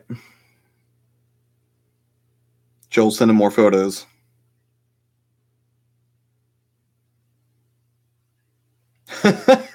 Edgar looks thrilled in this picture. Here, check that out. There's Joel from Media Glitch hanging out with Edgar Wright, who, if you're not familiar, was also the director of Baby Driver, which I love that movie. I mean, maybe a little less so after all the Kevin Spacey stuff happened, and I was like, yeah, it's okay. But what are you going to do? Speaking of which, I'm really curious how they're going to actually continue House of Cards without Kevin Spacey. I mean, that whole situation was sort of a bummer, but I'm curious to see if you can have House of Cards with just Claire. How's that going to work? I promise not to turn anyone to a lampshade. Thanks, Geen. Appreciate it. If they make a Shaun of the Dead 2, they should hire you as his younger brother. Oh man, if that was ever remotely a possibility. Even if they were just like, here's the thing, you're not good at acting, but you can stand here and look like a young Simon Pegg for a second, I would do that in a heartbeat. That would be phenomenal, just to meet the man. What's up, buddy? Do I want Ob? I would if I didn't eat like 4 pounds of Chipotle earlier. Hey, do you guys want to say hi to Jason for a second? I've got him here. He's the guy who redid all the branding. If you guys have any questions for him. This was at the Scott Pilgrim premiere. He was a little I can imagine. So there's like, I don't know, 11 people in here. So this is the guy who did the Your Player 2 rebranding. This is Jason. Hello. He likes Destiny 2. And he's a big Iron Man fan because he's so much better than Cap. No, that's the exact opposite. Not true. He just likes to be coy because he doesn't want to come off as arrogant and condescending. Like Tony. I liked you so much better like 30 seconds ago. Die Hard says, hey, Jason. Retro Hex says, what's up, Jason? What's up, guys? Yeah, if you guys have any questions about graphic design or branding, particularly Die Hard, if you do, because I know that you say that you're a Photoshop whiz and you were also very good at design stuff. So, if you guys are wanting to collaborate on something, you would be well suited to it. For the rest of you, if you have any questions about, I guess, really the driving idea behind the rebrand, or I guess the design language you used, I can't speak that language. Maybe we'll put the upcoming video of all that. Well, you are still going to play Captain America with me for Way Back Wednesday. Yeah, see, that's what I do. I just pressured him into it in front of a live audience, not studio audience. That would be like Media Glitches territory. But, because we did pick up Captain America and the Avengers for Genesis, and I wanted to play it close to when the Avengers came out because I thought that would be fun, thematically appropriate, and maybe give me some search traffic. I don't know, maybe. But since he is a huge Cap fan, I figured he would play it with me, and maybe we just have a whole 2 hours or so where Jason would just answer any questions about design that he could do to help out. Because I assume he could answer questions about best practices for like thumbnails or... Yeah, in general. Yeah. So. Right. Yes to different versions. Save the World is paid, and you build Fortnite. Battle Royale is free, and the one like PUBG. Okay, I gotcha. Iron Man all the way. Thank you, Retro Heck. I'm glad there's a level-headed person here who isn't a terrorist. Mm-hmm. I'm sorry. That was mean. Come down here. See if you want any food. I know. I'm sorry. I appreciate the offer of Bob. It's very cool. Is Christina coming over? You guys just getting here? Okay. So, but I gotta go call that in so she can pick it up. Okay, fair enough. We're keeping Jason from Indian food, so he really can't stay that long. But this is Jason. He is an absolute delight, and my roommate. He does not look like Simon Pegg. Nope. He looks like if you took a mannequin and put a GQ magazine in that machine from The Fly, and then Jason would come tumbling out. And he's shy, and he hates when I say that, so now he's running away upstairs because, very humble, down-to-earth dude. Abaddon says, what's up, Jason? What's up? He says, what's up? You probably heard him. His younger American brother. That would be fine. I could be the younger American brother to Simon Pegg. I would have no issue with that, or for Sean. Sorry, I know it's bad for him to do. That's why I am, a big advocate of a mute button on the microphone so that, if you get a call or anything like that, you can sort of block everything out. Imagine for Crows, I would watch it, LOL. Well, I appreciate that. If my acting career ever takes just a huge climb out of nowhere, I will let you know, Crows. Also, I have to say for a second, Crows, that I do have an outrageous temptation to occasionally call you Tom Servo, just to mix it up a little bit. Oak City Gamers, Curry! Yes, it is Curry. Is that Curry in the chat? I didn't even know you could do that. Yo, YP2 Sean, I've decided on my monitor. That is that's the exact same monitor that I have, Abaddon. That's the one I was gonna link you the video to, that it's not coming out for a couple of weeks, but no, I'm sorry, it's not the same one I have. Yours is curved. Very fancy, sir. Nice upgrade. Jealous. Mine is not. Maybe we can collaborate on a Shaun of the Dead skit one day. I don't know that I have a ton of acting chops for the Herbs, but if you ever want to just collaborate, period, sometime, Media Glitch, I would be totally open to that. I mean, your production values are absolutely through the roof. You guys are passionate about your source material. If there's anything I can do, if you want me to Dropbox you a clip or vice versa, and you want to do some kind of a crossover thing, I would be 200% open for that, sir.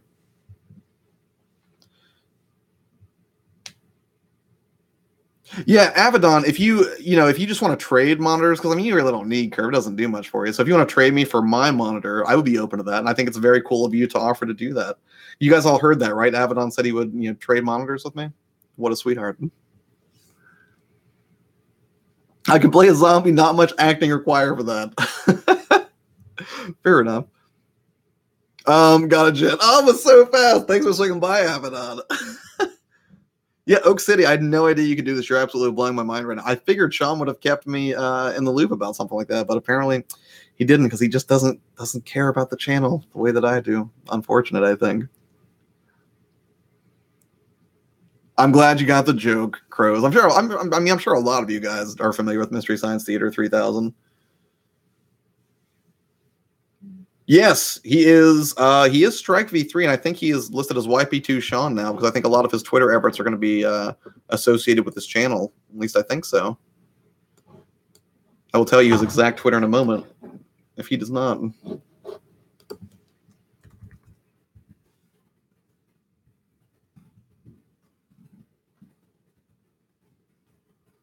He's just at Strike V3.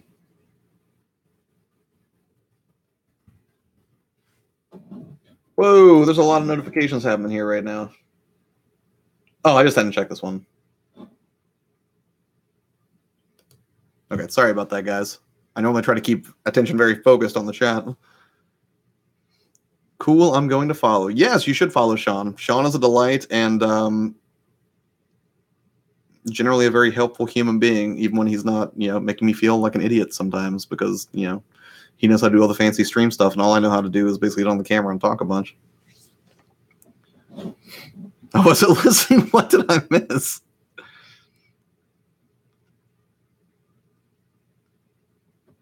Good stuff.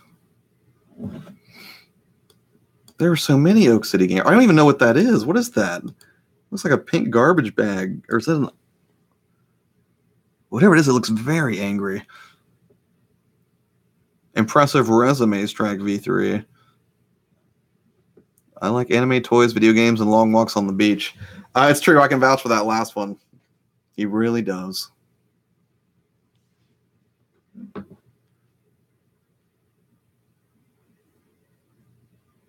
There's two different versions of the world.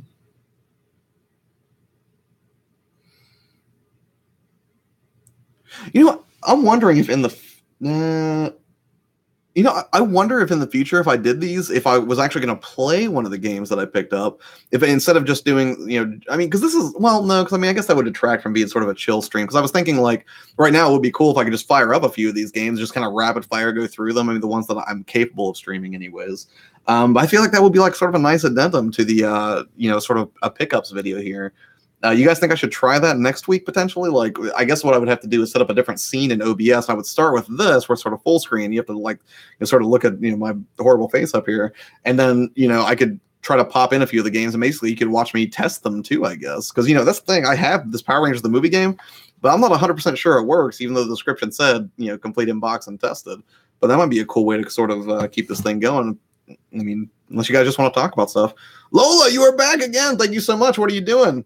What did you leave us for? There's been so much discussion happening between Media Glitch and Crows and Abaddon, and Jason came down and talked about graphic design for a second before I berated him for being a Captain America fan because Cap's a terrorist. Sorry, you Cap fans, I didn't mean it. I kind of did a little bit, but what are you going to do? I can tell you what I think. Blow you out live on... No. You save that behavior for whenever I'm in the middle of a like a video game stream, so you only have half of my attention, sir.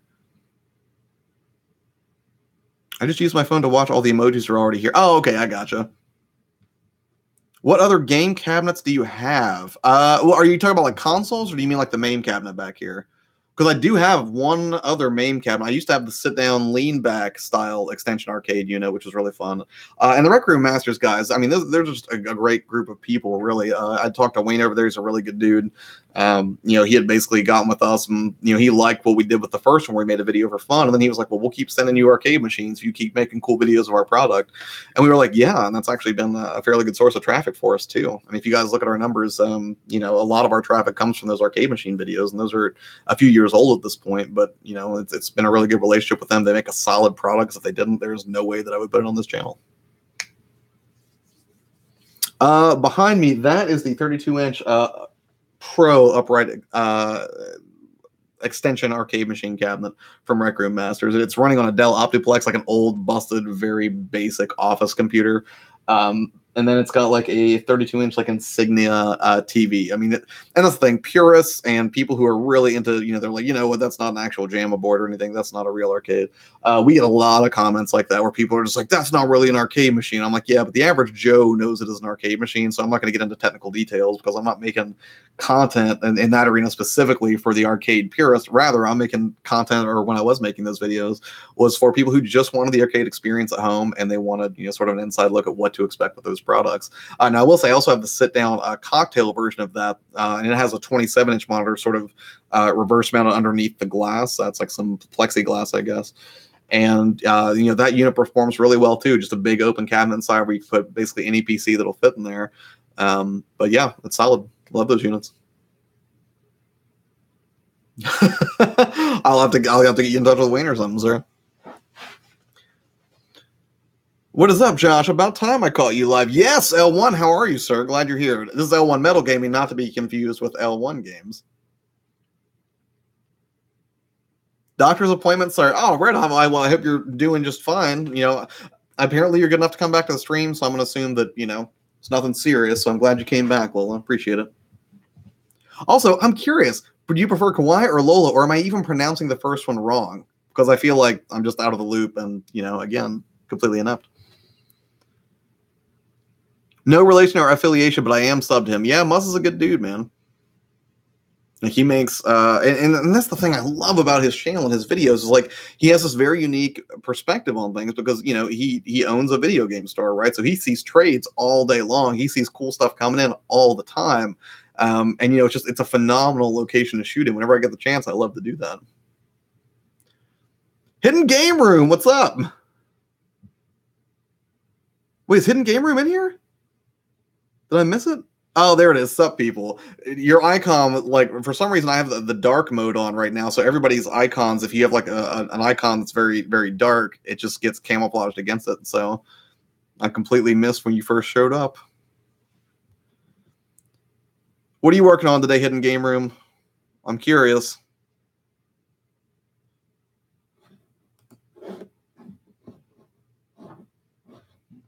So I did catch again that the one with the, what was it, the Dominatrix Red Riding Hood looking character? What was that game you were playing, Hidden Game Room? Help me not look stupid on this stream, please. I beg you.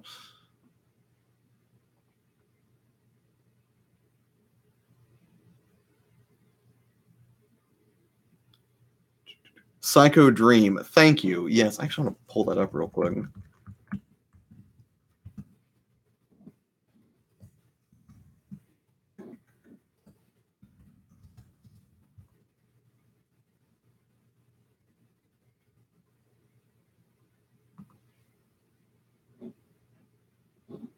There we go. Oh yeah, and then I did also watch you play Cuphead. Me and Sean played Cuphead once for a show that is now defunct under the Geeks Podcast banner, but it sort of evolved into the Wayback Wednesday stream. But if he comes over just to hang out some Saturday or Sunday, I would love to continue playing Cuphead and stream some of that. You can watch us rage quit.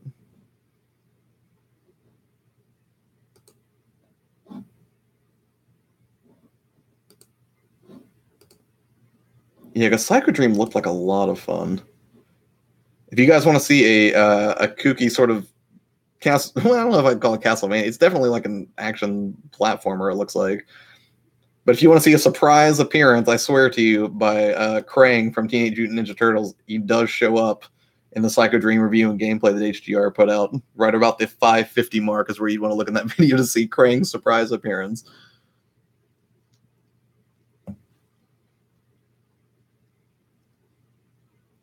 Rage Quit Cuphead, why it's so easy. Maybe for you, sir. Or maybe for Sean, but for me, I'm as casual as they come.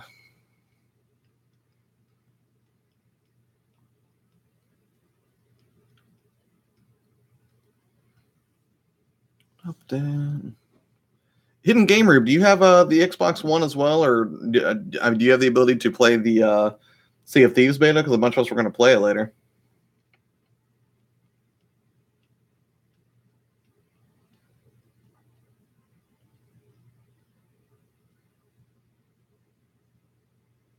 Just doing a thumbnail, that is thumbnails are tricky. That's one of my least favorite parts of the process because I can edit some video together and that's fun and I enjoy doing it. But thumbnails I'm just not great at. And then it's because I tend to put my face in a lot of my thumbnails. Like I hate looking at my face. So I think my smile looks stupid and everything. So I always struggle with it because I'm just like, ugh, this is just so cringy and awful. But I think I'm getting a little bit better at it. I mean, if I had my druthers, I would just see if Jason could do every thumbnail that we put out. But Cat's got a life and he's busy and stuff. So.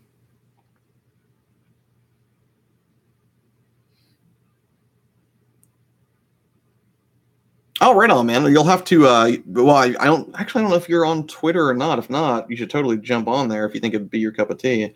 But I think me and Sean and potentially that game collector. And maybe is Mer going to be on tonight? That game collector was he looking to play some Sea of Thieves as well? Pipe and smoking jacket kind of gamer, classy. I like it.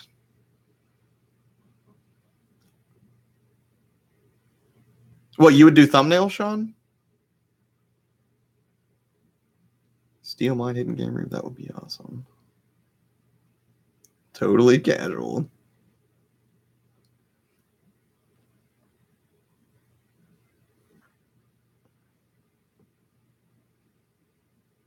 Oh, right on. Yeah, I will let you know, sir. I mean, because that's the thing. Like, my thumbnail needs also changed dramatically because I tend to schedule content out and then I get caught up and then I decide to change things. Then I have to do all of them all over again. But I appreciate the offer.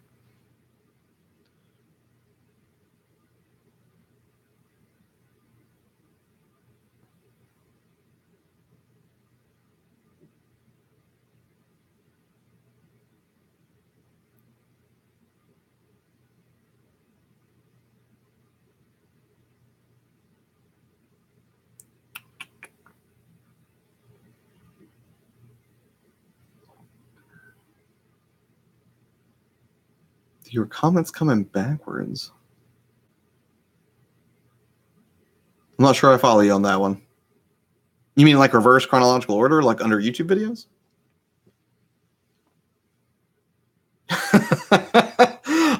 Women in bikinis for YouTube thumbnails. I see a lot of that happening.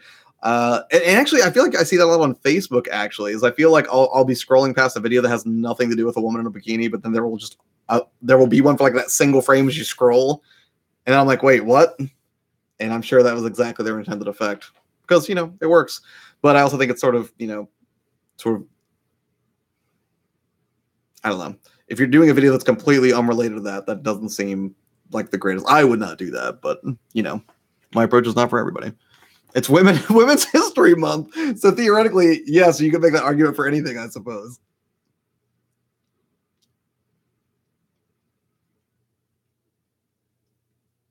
Sometimes you read newer ones than older ones than newer ones. My OCD can't handle this. It's clickbait. Oh yeah, it is clickbait for sure. Dead or Alive beach volleyball. Yes, that would be thematically appropriate. Why can't we call it Women of History Month?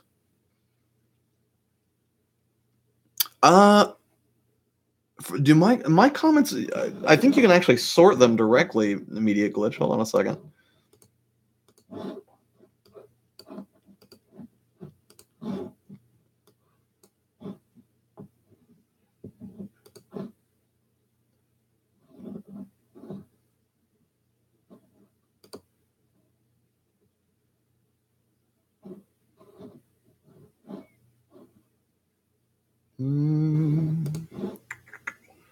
Looking at comments.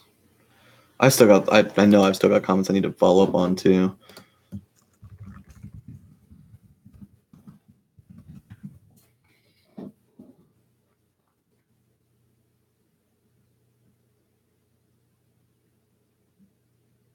Sort of weird. I'm seeing like, well, whenever you play back a live video, it'll actually show the chat in real time, so all this stuff will remain. But as far as my comments, yeah, you can just click sort by, and then you can do top comments or newest first. I think if you do top comments, then it may jump around on you, but newest first should be exactly that, chronological.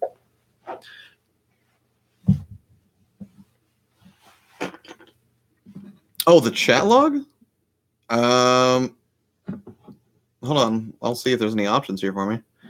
Some messages, such as potential spam, may not be visible. Live chat, all messages are visible. It's set to top chat, so I think it probably just filters out any obvious spam. But I don't know. Does it look weird to you guys, or is chat flowing the way you would expect it to? I don't know.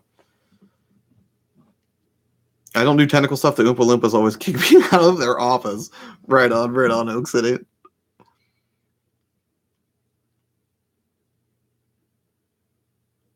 He's jumping and scrolling around. It just sounds more descriptive.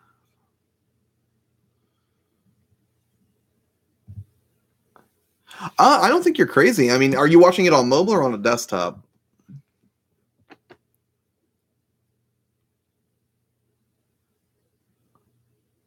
Oh, or are you talking about just the way I am reading them? Because I tend to go back and then forth a little bit.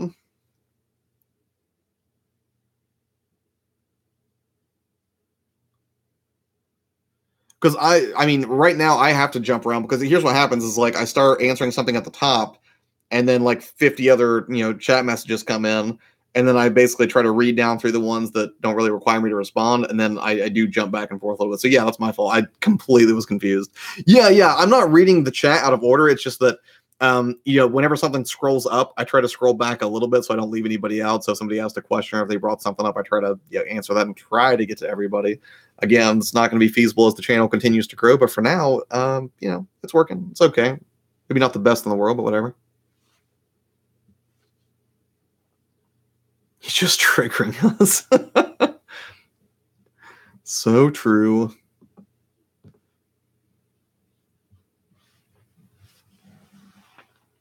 I'm gonna have to step up my live stream game a little bit. It should come up with some more engaging stuff for us to do. That actually is why I picked up Jeopardy for the Genesis. I thought we could try that sometime, and I could just pause it so we could kind of try to figure out what the answers were in 1992. I guess because that's an old Genesis game.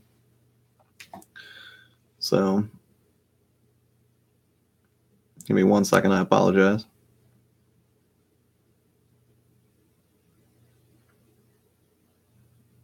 All right, ready. All right, guys, I've been at it for just about 2 hours. Honestly, I'm getting a little bit tired and parched, so I'm probably going to go grab a water and probably end it here because I've got that only gives me 2 hours to get ready for Nick's stream. So if you guys want to keep hanging out, please, come check out Nick's stream tonight. We're going to be talking about video game news stuff. It's my understanding that starts at 8 p.m. Eastern. I believe we'll be talking about the Nintendo Direct would be my guess. So there's probably some other video game news that he's got ready for us to discuss and bring to his audience. So if you guys aren't familiar with Nick, you can actually find him at, I believe it is, youtube.com/backpocketgamereviews. Is that right? Checking. Yes, if you go to youtube.com/backpocketgamereviews, I'll go ahead and drop in the chat here. I will be on his channel at 8 Eastern tonight. So if you guys want to come talk video games, that is where I will be. If you just want to hit that guy right there. I mean, you could subscribe to Nick also if you'd like. He normally does a lot of he talks a lot about GameStop and stuff because he used to work there, and he's definitely got some opinions on GameStop, but I won't spoil it here. I'll let him do that. But again, his format, if you like this format, I mean, the dude does a lot of sort of talk to the camera stuff. I got to hang out with him at the Switch launch, which was really neat. I think he was actually live streaming from that too. But yeah, it should be a good time tonight. I'm really excited to see what happens. So as an old GameStop manager, I'll be checking that out. Yeah, dude. I don't know if GameStop's going to come up tonight. I think somebody was trolling him earlier, talking about like, oh, don't forget to go to GameStop for the sales today, because I know he's not really a GameStop fan. But personally, I mean, I used to work at GameStop. But when I worked at GameStop, it would have been like 2005, 2006, and it was not a horrible experience. I enjoyed working there, but I understand that as of late, people have some pretty polarized opinions on GameStop and their operations, but I don't work there. Couldn't speak to it. Take her easy. Take her easy. Take her easy. I'll take her easy. So, Media Glitch, Die Hard, Goblin, Kawhi Lola, everybody, thank you guys so much for coming out to support me. I really, really appreciate it. Again, I'll be on with Back Pocket at 8, and then hopefully playing some Sea of Thieves at 10. So if you guys want to hit me up on Twitter and DM me your Xbox Live gamer tags, I'll see if I can jump on and play with you as well, because I will inevitably be streaming it, because why wouldn't I? I mean, that's just, just good for channels. So, thank you guys again, and let me know if you have any feedback, comments, questions, concerns, or ways I can improve on this format in the future.